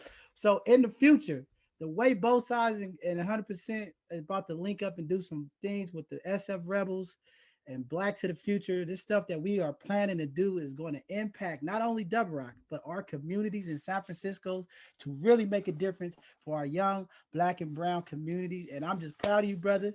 Keep doing what you do. Anything you need from me, it's all good. You just a phone call away. You got all the information. Just hit me up. It's all good. Mieshael, when we going to bring some of these folks to Fillmore? Y'all know I always got a set trip. I'm set tripping. Kevin actually does come with me to Fillmore. Yeah. No, Kevin does come. When I come to Ellie Hill Hutch and I load up all those books that Cheryl Davis give me, Kevin does the heavy lifting. I do the thinking. Yeah. So, I mean, I definitely add to the input as well. But for me, man, I'm all about uplifting our people. It doesn't matter what area they're in. I'm not about isolating folks. So wherever I can be of assistance, I'm there. Speaking of some more of the good work that we do, this is going to be our 4th annual one with Michelle's great help. We've been able to produce a great event that we've been doing every Black History for the last 4 years. It's called the Black History Parade. And lately, I know my bad for the Fillmore folks, but we're going to get there. But right now, we're just focusing on District 10. And it originally started at Gilman, and then we walked our way up to MLK Park. And then from MLK Park, we walked from MLK Park to the Opera House. And now the Opera House is where we had all our festivities, right? Now, in lieu of COVID, we're going to do a caravan style. And I myself have a lot of folks in Sunnydale, and they always tell me, bro, why are you always working in Double Rock? Can you come to Sunnydale? So this time the caravan will start in Sunnydale and then work its way down to Double Rock. It's going to be February 15th. I'll put the information in the link. That's President's Day. I know folks have talked about that. President's Day, man, this is February, and this is our month. I feel like this is something that we should really focus on. It's a really great event. And yes, it is President's Day, but I feel like every day in America is a Black man's day, man, because ultimately we created it. Black folks, let me not say Black men, Black folks, because it's on our backs. And I definitely think it's something that the folks have benefited from and love, which is why we're going to spread it to Sunnydale as well. And eventually it's going to be a District 10 thing, and then we're going to work our way around to San Francisco and its entirety. So I'll put that information in there. If anybody's interested, please let me know your ideas and thoughts, and we're looking to make it better every year. And I just want to put that out there because I've been getting flack from it from Saturday. We are Black San Francisco. We are Black Bay Area. But again, there are pockets in the city that need to be highlighted. And that's just what it is. And Double Rock is one of those. Fillmore is one of those. We got a lot of communities that have been through a lot. And there's a lot of people in those communities that have impacted the community. Shout out to Rob Newt. Shout out to Jala, Bob. It's a lot of people down there doing work for the people and for our community. And we're going to continue to promote Black San Francisco, Black Hunters Point, Black Fillmore, Black Lakeview. It is our Bay Area. So with that being said, Tashira, I'm going to go ahead and let you pass it on to the next person. thank you, John. The next person is going to be kinfolk to Kevin. I met this gentleman a week ago. His name is Divine, like his legal name is Divine. And everyone that I know from the town knows who he was. He has graciously agreed to be on the show. He is a counselor and a case manager at Lincoln Family Center for the West Oakland Initiative. One thing I know about him is he has generously gave diapers to women. So my friend who had the twins, she said, thank you, Divine. Like those diapers came in handy. I never knew a Black man that just came in with 6 boxes of diapers. So this is what he does, and highlight your life for us, please. How y'all doing? I appreciate y'all having me. It's beautiful to see, powerful Black people on here, just spreading love and talking about the work that we're doing in the communities we serving. Once again, my name is Divine Copeland, born in East Palo Alto, grew up in Daly City. I currently work in the West Oakland community. We're partnered with, my program is called West Oakland Initiative. We are partnered with all of the West Oakland schools from elementary to high school. I'm currently stationed at West Oakland Middle School. So I do counseling and case management work. Our program, West Oakland Initiative, is basically a literacy program. We serve some majority Black youth and families. We have some Latino families, but mostly Black youth families. We provide them with services ranging from literacy, support with their youth. If any of the families need like Medi-Cal, healthcare, housing, any assistance during these times, we support them with that. We also have another component that is called Youth and Families with WOI. That is SEL component, which I kind of took lead on. I also hold social emotional classes, helping the junior high school youth just basically get intertwined with their emotions and how to express their emotions in a respectful way. Also teach code switching. just how to turn it on and off. Like Brother Kevin was saying, it's a time and place for everything, letting them know you can still be yourself, and then, how to be able to turn it on and off when you get to the work setting or the school setting. We also have a summer program called Freedom School, which, we celebrate our Blackness, and we come together, with the Harambe's, and we celebrate Black History Month during the summertime. We also going to branch it out to hopefully into the Pittsburgh and Antioch area. That's hopefully something we can do this summer as well. Also, I'm a coach at Antioch High School. Just started that this year. And I'm just happy to be here. I'm not really good at talking about myself. Just want to put it out there. I just appreciate being on here, and I appreciate being able to network with all of you and getting the opportunity to speak on what it is that I do. I kind of never knew that I would be working with kids. It kind of fell on me. Definitely was a product of my environment. Been locked up before, got kicked off my college football team. It kind of just, my mentor really put me on working with kids, and it kind of roll with the punches. And, every kid that I work with, I just see myself in them, dealing with the struggle, coming from a single parent household. It's the same in every city, just, different area code. Our Black youth definitely need the support. And I commend, Kevin. I've seen the work that he does in his community. Definitely take my hat off to him, because, I grew up with him as family, and, just seeing us mature from kids to adults, and, giving back, and how the kids respect him, and it's just a beautiful thing. And like I said, I appreciate being on here. And if y'all got any questions about what it is that I do, or more information about Freedom School, I can definitely put it in on the chat box. I appreciate you. Thank you so much. And that's what it's about, doing the work. That's what this segment is about, highlighting people in our community that's doing amazing things, impacting the community. And I just want to say shout out to the town, man. Shout out to Oakland, right? Shout out to the West, the East, the North. We with y'all. See, they support us and we support them. Nice to have this collaboration of San Francisco, Oakland, Bay Area. We're pulling this thing together, community. We all coming together, doing the work.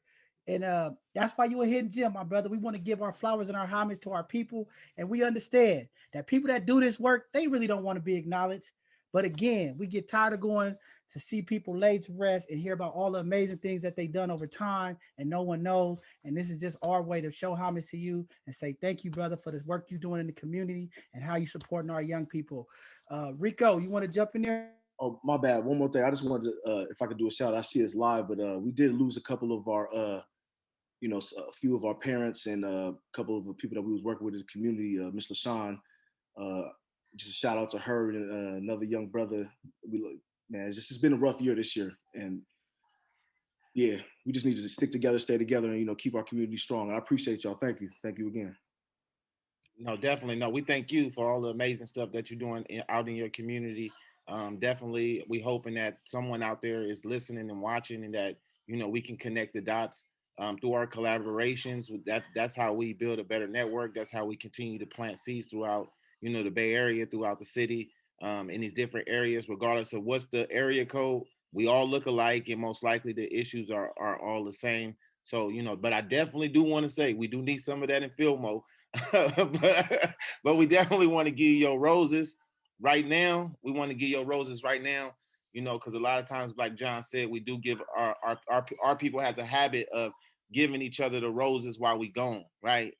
And we not there in the physical to accept the roses. So the hidden gem concept is to highlight individuals that's doing the work and making sure that we give you your roses while you're here, to support you, to help motivate you, to keep you focused on doing the work and keeping the impact that you have on your community. Keep it up, brother. We love you. You one of us. Just keep up the good work. Respect. I love y'all too. Appreciate that. Costa, in the house. Costa, you want to say something? Kosh, did you want to say something? I suppose so. So, hey, Brother Divine, nice to see you here. Brother Divine and I work together in West Oakland Community Collaborative, which is another organization that I support. It's good to see him being recognized and the work that he's doing being recognized on another platform. And we welcome all of the Bay Area, Oakland, San Francisco, Vallejo, Richmond, Antioch, Pittsburgh, San Jose. We'll start reaching out and doing some other, collaboratives with folks even in Detroit and Pennsylvania and Philly. Both Sides of the Conversation is not just a San Francisco platform. It is a platform about us, for us, by us. And we would like to recognize that, as we don't want to get, pigeonholed into one area or another, but us being the platform to recognize all of us and all of our splendor, because we are just so amazing. We do want to recognize Brother Divine and the work that he's doing, Brother Kevin, Brother Javier, the sisters on the platform for doing what they do. We have another beautiful goddess coming up. I won't steal her shine and give you all exactly what she's doing, but Mieshael, I know we'll get to Sister Rogers in a minute. And so I did just want to say shout out to all of the hoods that wind us together, because it's through the fabric of our experience that we are united. And as such, we want to be able to provide this platform as a hub to make sure that we recognize everybody in their own prospective areas, because we know that we all are unique because of where we come from, but that the story is not unique to us. And so thank you, John, for allowing me to reiterate that here at Both Sides of the Conversation, because we do want to have both sides of that conversation. So y'all have a good night, and thank you for joining us. And please be sure to like, share, subscribe to us on YouTube, follow us on Facebook, Instagram, Twitter, wherever you want to find us. We're at www.bothsidesoftheconversation.org.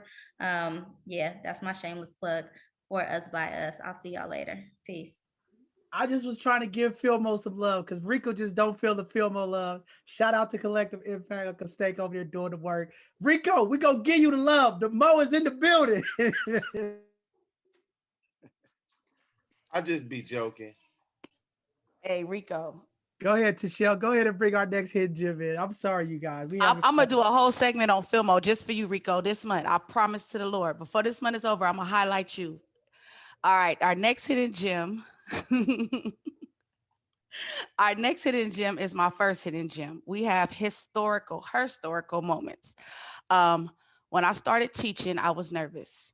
Shekia gave me my boost of confidence because she's from where I'm from. Her family raised me. Her mother is a great cook. But more so, Shekia graduated high school when she was 16 years old. 16. And she went to a university that no one in our community ever went to. She was born and raised in Bayview Hunters Point, San Francisco, California. She went to Texas Southern University. She rose above all the odds and obtained 2 college degrees from, oh my God, why did she use this word? Infamous, can I say that? Infamous TSU, like around the corner from when Beyonce grew up. She has, it's in communications. She also was trained by the debate coach for the legendary Dr. Thomas F. Friedman. She is now an author. I read her book, an entrepreneur. I bought her product, a mentor. I see her kids, and one of the best transition coaches for the 100% college prep. She enjoys working in her community. She loves coming to work. She is the reason why the student got into Spelman, has a 4.0. She is a confident stroker. And without any further ado, Shekia, shine. The world's looking at you. Thank you, Mieshael, for that amazing introduction. Hello, everyone. I hope everything is going well. I hope your evening is going well. Please ignore my eyes. I've been up since 4 a.m. and I'm still holding on. So I'm happy that I was able to talk to you guys before I crashed. But like Mr. Sheriff said, yes, I was born and raised in Hunters Point. I stay here on Kiska, still here. I was in Houston, Texas for 9 years. So I'm back. And I told myself, if I ever come back home, the only thing I want to do is give back to my community. If I'm not doing that, I don't want to come back home just yet, because I need something for me to feel like I succeeded, I accomplished something. So I got my bachelor's in marketing. After I got that bachelor's in marketing, I said, that's not enough. I need to get another degree. So I got my master's in professional communication and digital media. And I felt like with that degree, it was helping me focus on my writing, being more creative. And and it's so crazy because today is the 2nd-year anniversary for me publishing my first book, Reveal. So I was low key kind of down earlier because it's like last year I was able to celebrate. I'm learning to celebrate myself more instead of just trying to focus on getting to the next thing, to get into the next thing. So I revised my book, and it's available on Amazon. So this is the new revision version of it. It's called Reveal. My author name is SP Rogers. I don't know if you guys can see it. I'm sorry. And I also have my own braiding hair. I'm a braider.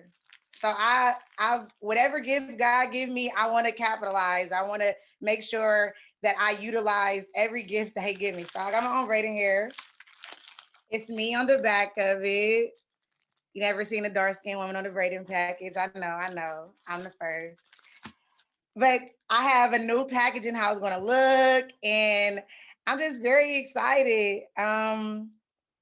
I have 2 books in the making right now, another poetry book as well as a how-to book. So yes, I work with my students at 100% College Prep. They are amazing. They inspire me every day because the things that they're doing right now, I didn't do in high school, and I wish that I would have. One of my students, she's a founder of a BSU citywide out here. My other student, she is part of NAACP. She's they have real life things going on that I wish that I would have focused on. I was fooling around too much. I made good grades, high GPA, but they were actually doing what needs to be done in the community and helping us to move forward as a Black community. I was a part of the recklessness in the community, if I say so myself, but I'm glad that I have been able to elevate and share my experience with the young people because they'll learn from me. I want them to be better than me, despite all of the accomplishments that I have gained. And I'm also learning from them, which is a blessing. So yes, that's a little bit about me. I don't know if I didn't hit something that I should have, but yeah. Well, I just want to say, you are very, very powerful.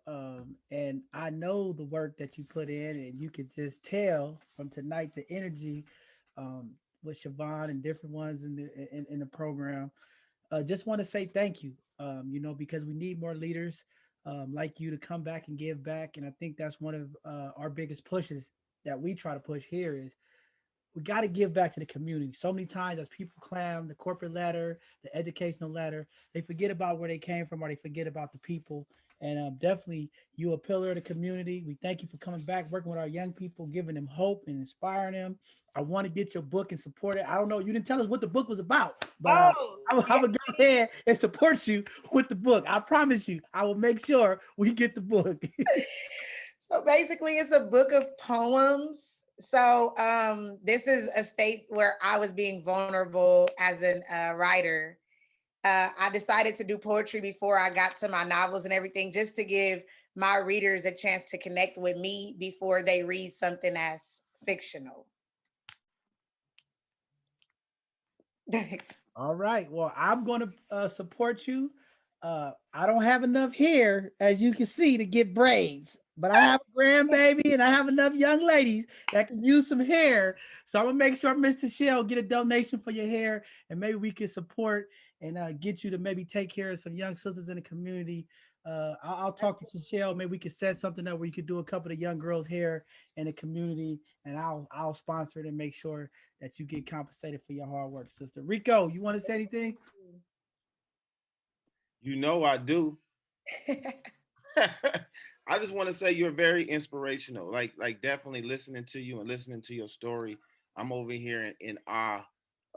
Because a lot of times like we really don't know our impact, but the impact that you have is so powerful because you left and you came back, and you didn't come back empty-handed, right? You came back with a wealth of knowledge, you came back with a wealth of information, a wealth of support, a wealth of love to give back to your community. And I'm over here like with chills and like emotional right now, like because it's super, super deep on even just hearing you talk, and you talk about Like the way you was talking and like how your mind was going, and I'm like, oh, she like me, like everything. Our gift is an opportunity, and I'm like, wow, and I'm like, oh, I can't wait to read the novel. Matter of fact, I want to throw some ideas to you about a novel, right? So I just definitely want to commend you for, coming back and giving back to your community, but then all the work that you're doing.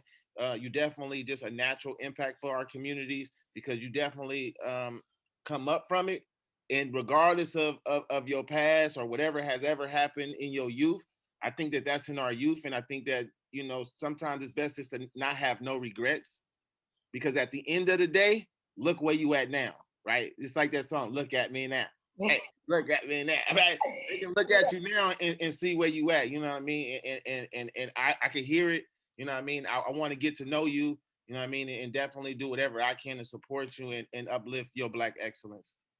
Absolutely. Oh, it was one thing I do want to add that I feel as though I should have added. That's very that's very monumental in my heart. So Dr. Thomas F. Freeman, he was a debate coach. He lived to be 100 years old. He died a few weeks before his birthday. He worked with Martin Luther King. He worked with Barbara Jordan.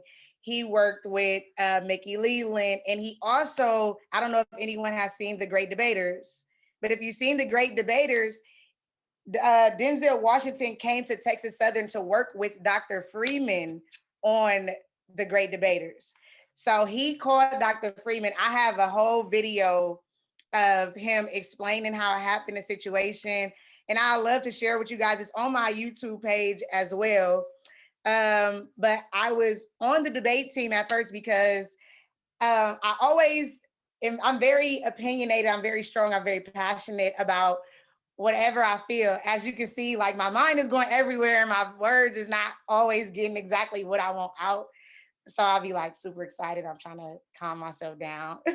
But he taught me a lot. I've learned a lot from myself. I used to be nervous about public speaking and talking to you guys, just people in general. And me joining the debate team, I felt more prestige after being on the team because the debate team has like one of the highest type of like honors at Texas Southern. So you being a part of the debate team is as if you were going to Harvard at Texas Southern. And one of the fun facts about the Texas Southern debate team is they beat Harvard in a debate. And so people always try to put down HBCUs, and a lot of great people and the great things come from HBCUs. Yolanda Adams, she was on the debate team and she also sung at his funeral, and I was happy to witness that.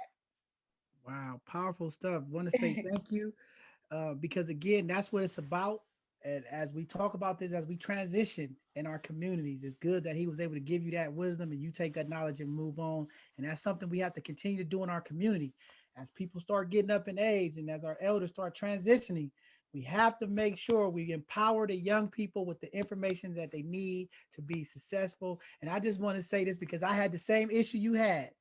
I was tired on Saturday night. People was calling me, "What's wrong with you? You look like something." So I understand it. But when you only get 1 or 2 hours of sleep, I know the feeling. You look like you've been drinking and all kind of stuff, but I understand it. So I just want to say I'm there with you because I was getting people emailing me. "What the heck was wrong with you?" I'm tired. The community has beat me up with 1 hour, 2 hours of sleep. But I just want to say thank you, sister. And we gonna continue to support you and whatever we can do at both sides of the conversation to help promote your business or whatever you need. Please let me know so that we can help you because me and Rico, we are definitely committed about making sure our community has the things that they need. So I'm gonna stop talking and pass it on because I know Tashelle got our last. See, sometimes you gotta say that. Oh man, this brother right here. Come on, man. See, she got how got to write a book now. She got a book on spoken words. How you got to get your book out. We got to help you get your book out. How? Okay, before we jump to Javier, Shekia, you know, in college, when you read the article once and then you go back again and then you go back again, you forgot the fact that you commended the stage at the BSU Summit and you had the attention of 350 students and you put the seed in them and helped them grow. She was our keynote speaker. Highlight 1. Highlight 2, you are a community partner on both sides of the conversation. Your logo is on our page. And highlight number 3, you're a mentor in our mentor program. So that's highlight 3. And I'm just making sure that you didn't forget that out the article. Footnote, Shekia is the bomb. She's the bomb. And she does go to Ellie Hill Hutch too, Rico. She's my coach. We was stuffing bags with books, with crayons. We was doing that, right? Cheryl Davis opened up the space. COVID, what? What's COVID to a boss? Nothing. We was stuffing with masks on. So we do come to Fillmore, Rico. All right. Next to Javier. Oh my gosh. Okay, let me just for real read the script and then I'm gonna amplify. Javier is an actor, writer, educator, and poet from San Francisco, California. He is the founder and artistic director of Colored Inc., a hip hop theater group that uses the arts to educate and uplift urban communities for social change. Javier is currently the best student success coach at 100% College Prep. He prides himself on bringing faith, arts, and social justice together through his writing. Javier designs curriculum and programs for youth, conducts workshops for artists, and produces productions that touch people locally and abroad. Javier was the highlight of the Black Student Union Summit for the last 7 years. I've done it for 10, but the last 7, when Jav touches the stage, the heavens open up and out of his mouth flows these words that the students that I have had the privilege of teaching quote Javier. They didn't know anything about Marvel and X-Men, all that stuff. Jav is a divine being from God, and we are privileged to have him in the building. And so is Balboa High School. I didn't mention that Shekia was at Mission. Kev is, we everywhere. We D10. But Balboa High School, that's a true Buccaneer. Javier, please give us that glory. Wow, thank you. It's a lot of love right now. You know, I don't know how to feel. It's like I'm drinking like a Sprite, but instead of sugar packets in it, it's just love. You know, so I'm just grateful. You know, to be on this platform and just to be present. You know, with young Shekia over here, the young shooter in a good way now. You know, I don't know what she was doing at 15, but she's a good shooter now. But just to see what she, you know, I'm standing in greatness. You know, John and Rico and you and all the fam, Kas. You know, it's just great to be amongst some giants. So thank y'all for having me. Okay. Well, highlight yourself. I don't, you know. I mean, hey, I need an hour, you know, next time y'all do it, I need an hour to kind of excavate and dig through this treasure chest that is Jav's life, you know? Well, let's highlight Step to College since we got Dr. Flowers on the panelist. So you got this writer's block. I got these Step to College kids giving them 3 transferable units and stuff. Please explain to the world how you came in with the theme and how you just killed it during the pandemic. And I was depressed the whole pandemic. I just came out of my depression January 1st. So tell the world what you did. How did you school the world and help these kids get into their schools? Because it was you, truthfully, right, Shekia? Jav is the one that came in with the whole DJ. Right, you got icebreakers, everything, Jav. Don't sell yourself short. Is he frozen? No, it was cool. I mean, I was grateful to have the opportunity to step to college. Am I frozen? Sorry. Sorry, I can hear me now.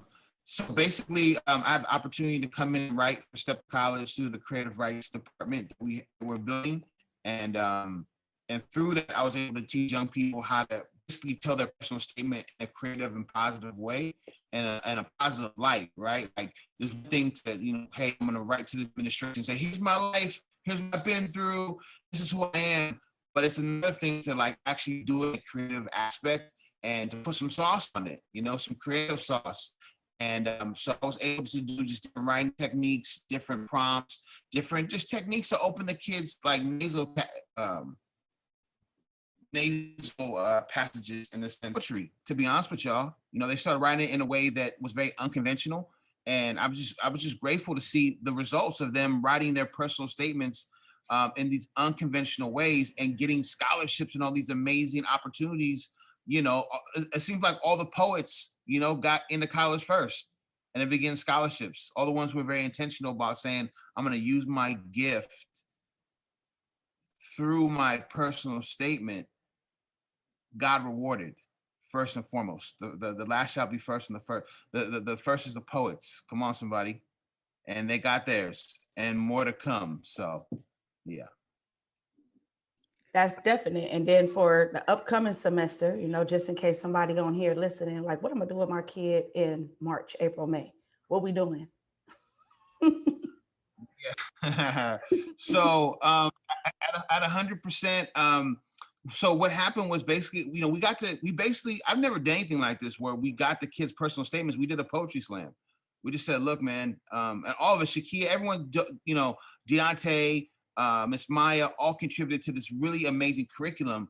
And the thought came in to be like, hey, let's just have them compete. Like, you bring your person, you bring your life, I bring my life, and we're just gonna go, you know. And nobody lost. Like, everybody won.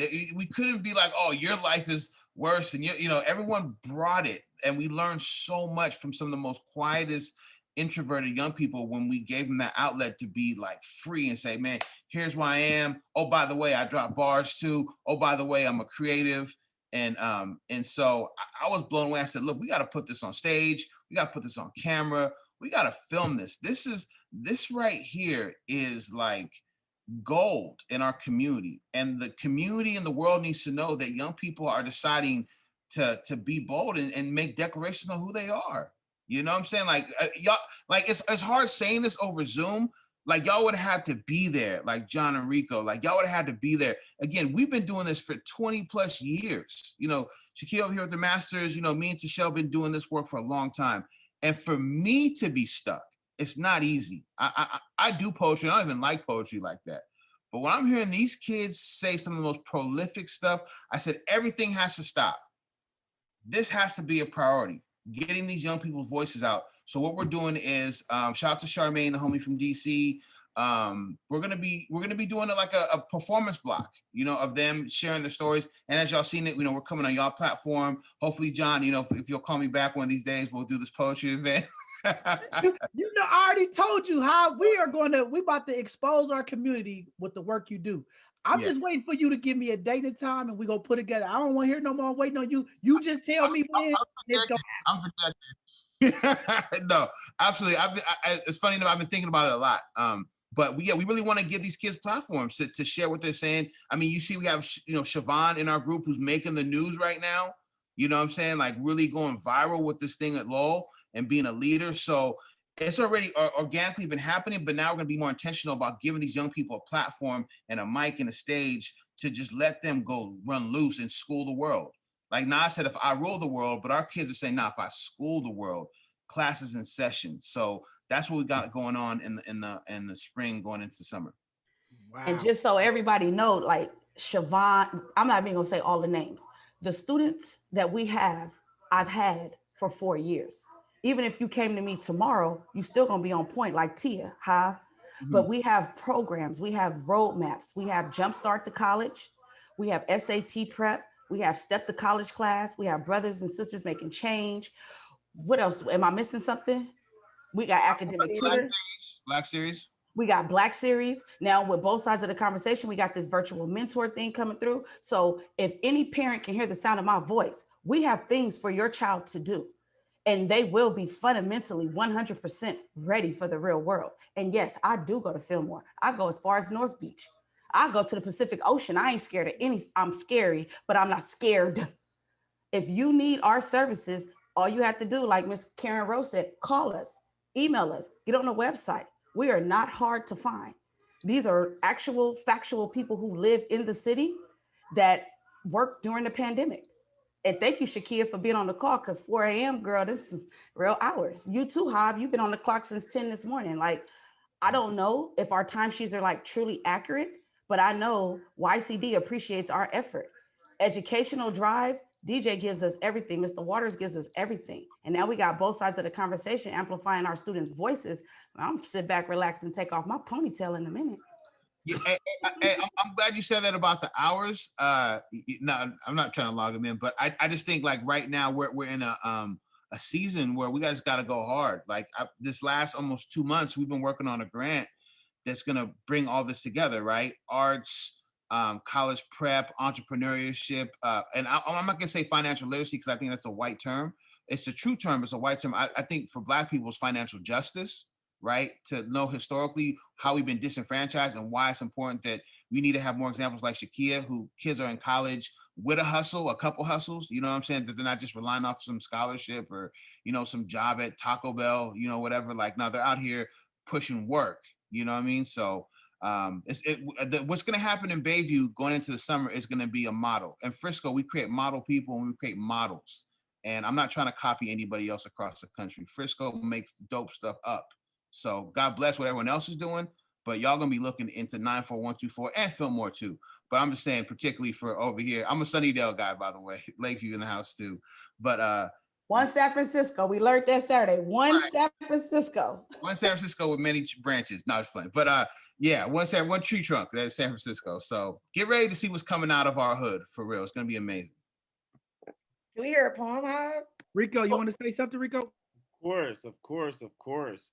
So I don't know if Hav remember, I met him, I think maybe 3 years ago or maybe 2 years ago at the Heritage Center with Tango or Tango, and they were doing a Black Poetry Night or something like that. And that's I think the first time I heard your poetry, and I was like, oh, this brother he deep, like you know what I mean, he deep, and that I'm hearing you speak, and now I hear like how it translates with the young people. What I see that you're doing is you planting seeds for free thought, right? Mm-hmm. Expanding our young people minds so that they can have free thought and they are able to make conscious decisions on their own. They are able to be freedom fighters. They are able to have the confidence to speak up and speak out. So I commend you for that impact, because I think a lot of times we plant seeds, but the seeds isn't of free thought. It's of a thought that is already preconceived or what we feel young people should have. And I think that with what you're doing is it's really opening up the door for, and you're right. I think I hate that San Francisco and other places follow models of Amsterdam and all these other places outside of their own place, because we're unique, we're different. We need to have our own models. And I commend you on even saying that, because at the end of the day, these young people need to have free thought. And if they don't have free thought, we're not going to produce the next Martin Luther King. We will not produce the next John Brown, whoever. We're not going to create that because they don't have the free thought. So I commend you on planting the seeds of free thought, to supporting these young people on having that free thought. Is giving them that confidence. Because when I see the young people that y'all working with, they super confident. Like they ain't scared like at all. Like, so, you know, and I do have a student for y'all. He a 4.0 student. I do need to bring him over there to y'all. He's my eldest son. He's doing some amazing stuff. So I definitely need to bring him over to you, to Shell and Javier. Shekia. Shekia is the coach at his school. So Shekia, we're gonna get Rico information and be on his at Mission. She's assigned to Mission, and we graduated from Mission, so you know it's serious. Okay. But yeah. He's a graduate of both sides of the conversation. We got you, Rico. No, seriously though, but Javi, like I mean, I hope you like genuinely taking what I'm saying as like for real, because like for real, them seeds of free thought is deep. Like, I mean, because like in my opinion, like some of the most intellectual people are artists, right? And it don't matter what art it is, those are the most intellectual people. Those are the most people who know common sense. Those are the ones that you're gonna have deep conversations with, everything, right? So in order for y'all to be planting them seeds of free thought, like I commend y'all on that, because that's like huge impact. You know what I mean? That's why when they go to college, they're able to succeed. They're able to get to the next level. You know what I'm saying? Because they got that free thought and they know which direction they want to go. So thank you to Shell, Shekia, and Javier for all the stuff that y'all got going on. Well, hold on, because we ain't letting Hav off until he do that poem. But I just want to say, yes. I just want to pay you homage, Hav, because I mean, you know, we talk about this mental health thing and it's always going around. And, you know, hear both sides of the conversation. I know you understand the arts and how expressing yourself is part of, you know, the healing process that began, just like we believe here at both sides of the conversation, having communication is the process to start the healing. So very impactful work that you want to do. And I just never want to take that light off.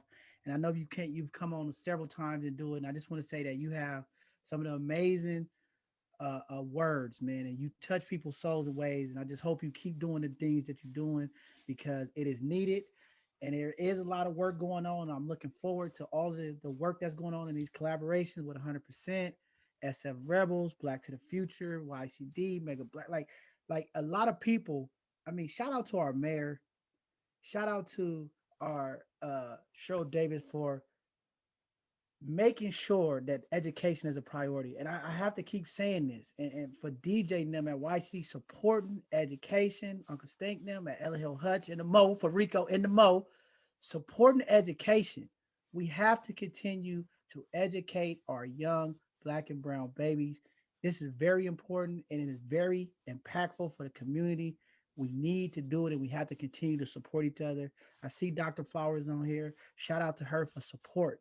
See, we need the elders and the young people to work together to really impact and make change. And this is real, like community. We have to work together. We all growing and evolving, but we have to support each other and make sure that our young people get the proper education that they need to be successful and to be sustainable. So with that being said, thank you, Javier. You are the man. I'm giving you all the praise. And I'm gonna go ahead and let you do. Michelle, did you want to say something? I'm gonna let him do the poem. Yes, just briefly, I'm going to share my screen. So, if you become part of 100% college prep and you want to go to college while you're a junior or a senior, you can do so. I am a college lecturer within the university. That's me, that girl right there. But it's a Step to College program, and it gives you 6 college units that are transferable to any type of college.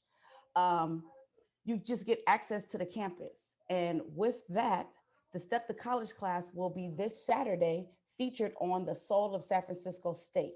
It's part 2 because they were there for part 1. And their part is so critical to our movement because it's their voice. They're going to amplify where they are now and why they can't wait for a quality, equitable education. Dr. Flowers, I hope I did you justice when I said that. But I will drop the link on both sides of the conversation.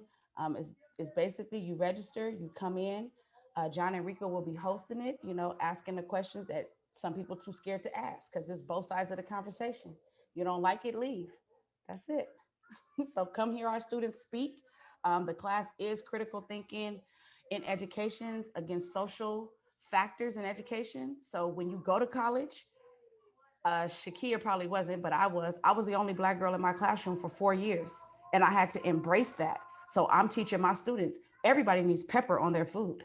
Everybody needs pepper. So sit in front of that classroom and just let them just look because you're there the same way that they're there. So that's what the Step to College is. That's what makes us a little different than any other after school program or college prep program. We give college credits. We're not having you do this for fun. When you write, that's read. When you speak, it's heard. And when you go to college, they already know you coming with college credits. And one more highlight for Shekia. She was the #1 college recruiter throughout the United States of America. She recruited a lot of my students to go to school. Yeah, you thought I forgot, huh, little mama?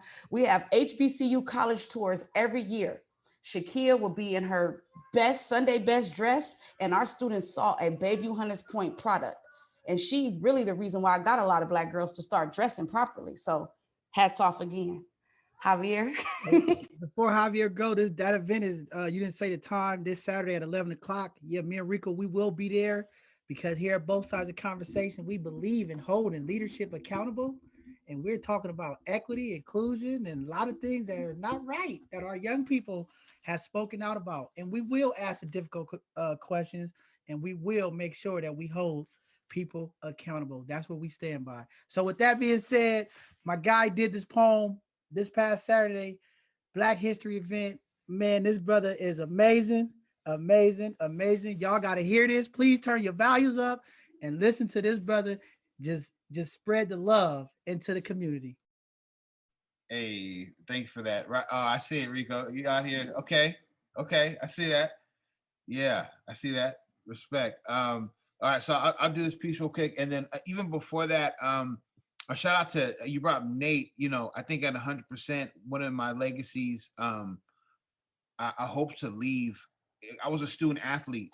You know, believe it or not. You know, God knows what happened since, but you know, I was all city and a 3.67 honor roll student. And so I want to leave a legacy in the city where kids aren't just getting 2.0s and making a hoop team. I really want to have a standard of high scholar student athletes in San Francisco that are really succeeding and knowing that, yeah, they're killing it on the court and they're killing it in the classroom. So that's something else too. I shout out to Nate Ford, and that collaboration also something I want to see at 100%. So here goes this piece. Let's see. I'll do a little different version.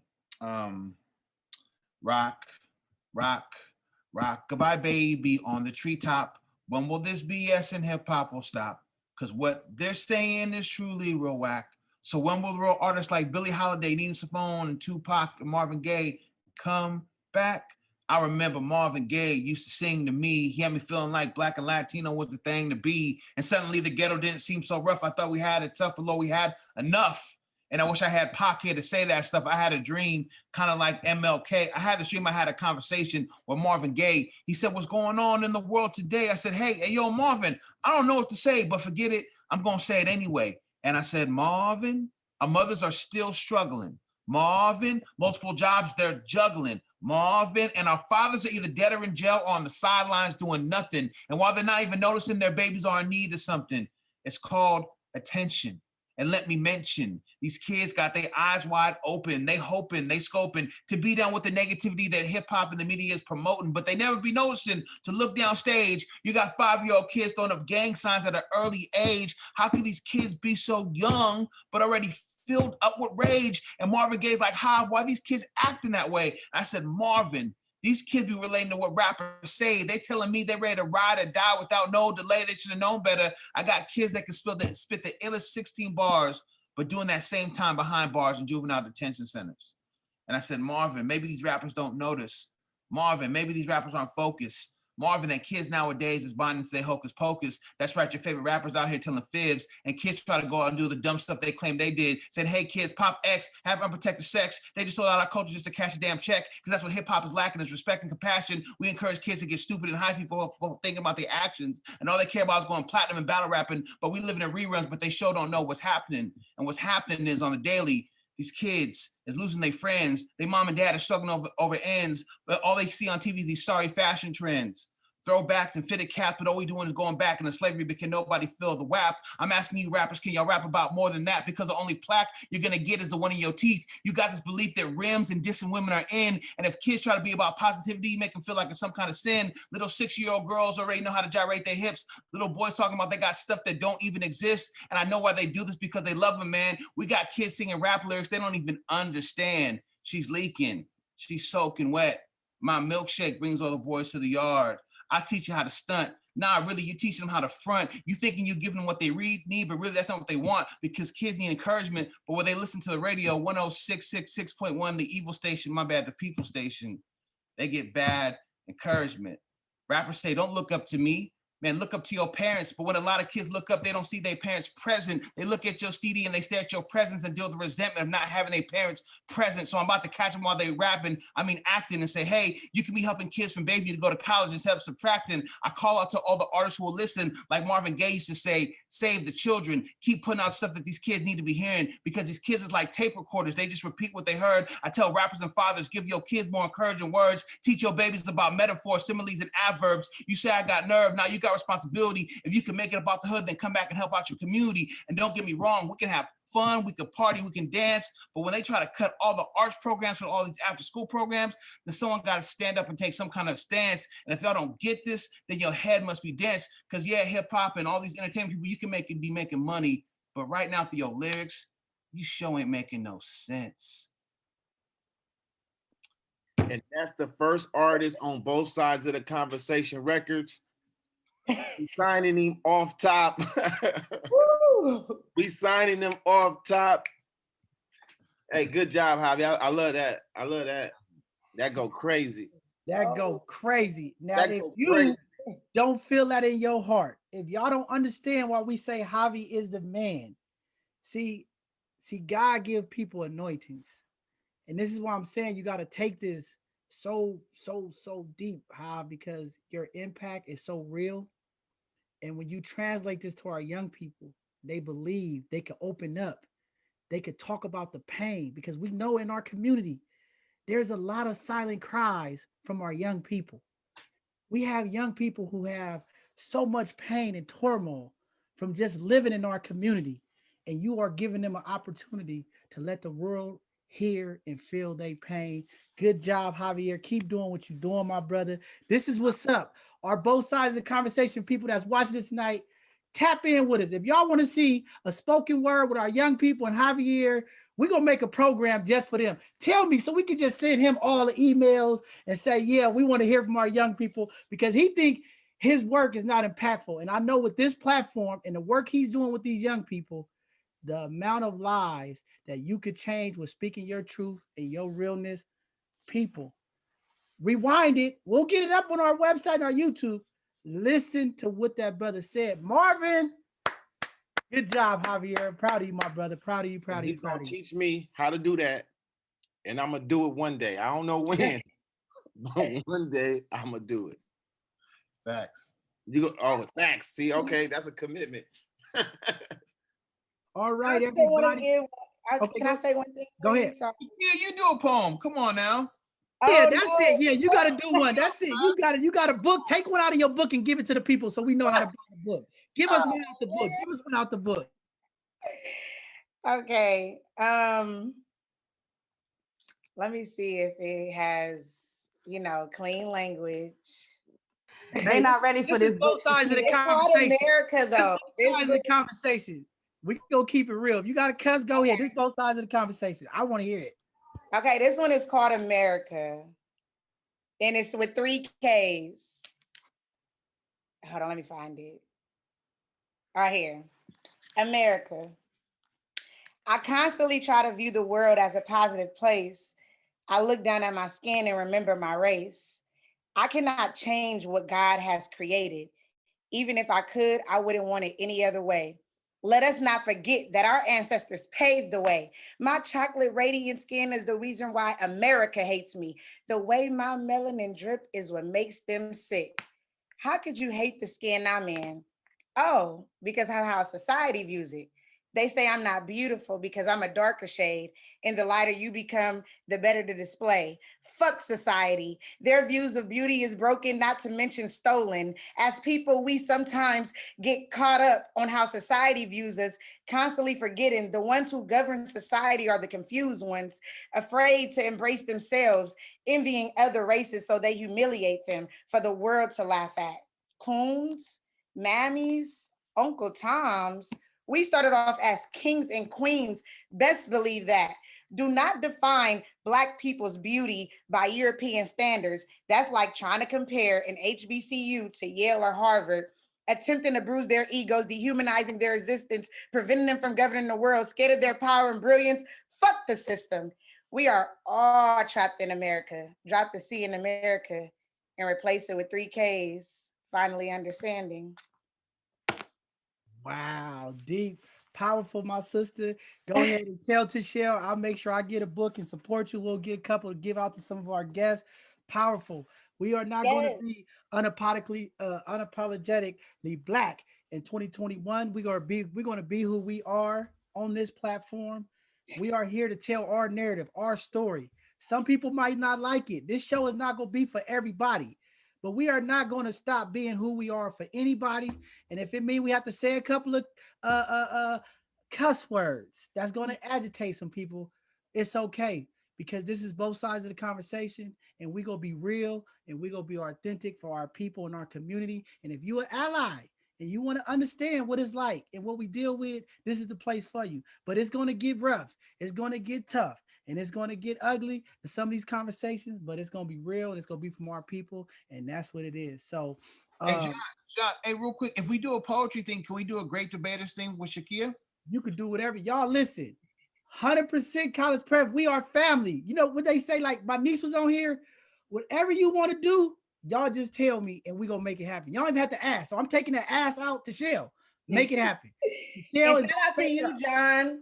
Huh? I want to shout out you because you don't remember, but I was visiting during the time where Tashelle said I was a keynote speaker. I was visiting out here from Houston, and I came to the halls, and you were speaking, and the power of your voice and the way you delivered the message to those. Tell him, Shekia. Tell him, because he don't believe it when we say it. Tell him, Shekia.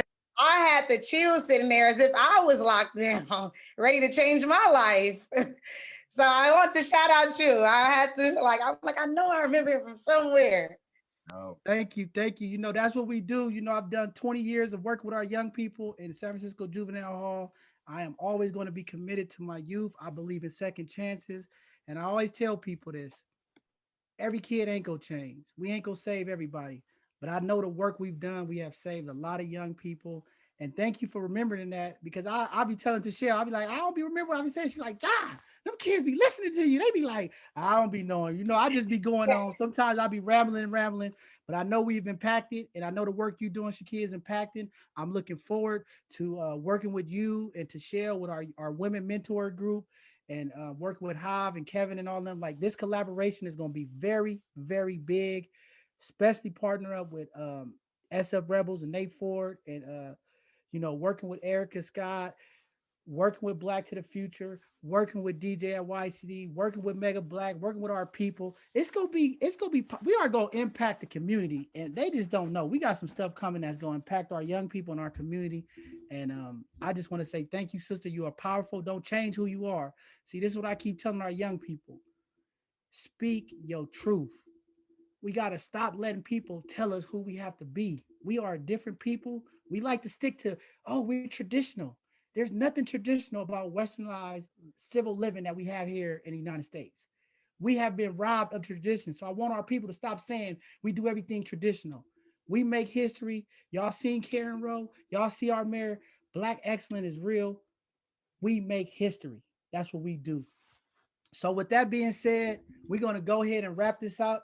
I just want to thank everybody, all our hidden gems tonight. Shout out to Karen Roye for coming on and giving the people love and information. Shout out to all the people in the community that's doing work, because it's more. But like Rico said, it should be 100% college prep everywhere, because the work and the impact that you guys are doing for the community is very powerful and impactful. So we just want to thank you guys for coming on tonight. You guys are hidden gems, and we wanted to make sure the world know who you guys are. And when they see you in the community, show these brothers and sisters some love. Kevin, we see you in the town. When y'all in the town and y'all see Kevin, pull up and show him some love, because the brother's doing work, and that's what it's all about. And we're going to continue to do this here at Both Sides of the Conversation, impact the community with information, education. We're going to empower the community, because we know we just got to just talk about it and get the information, and we can achieve greatness. And I'm just proud of all you guys. Keep doing the work. Don't quit.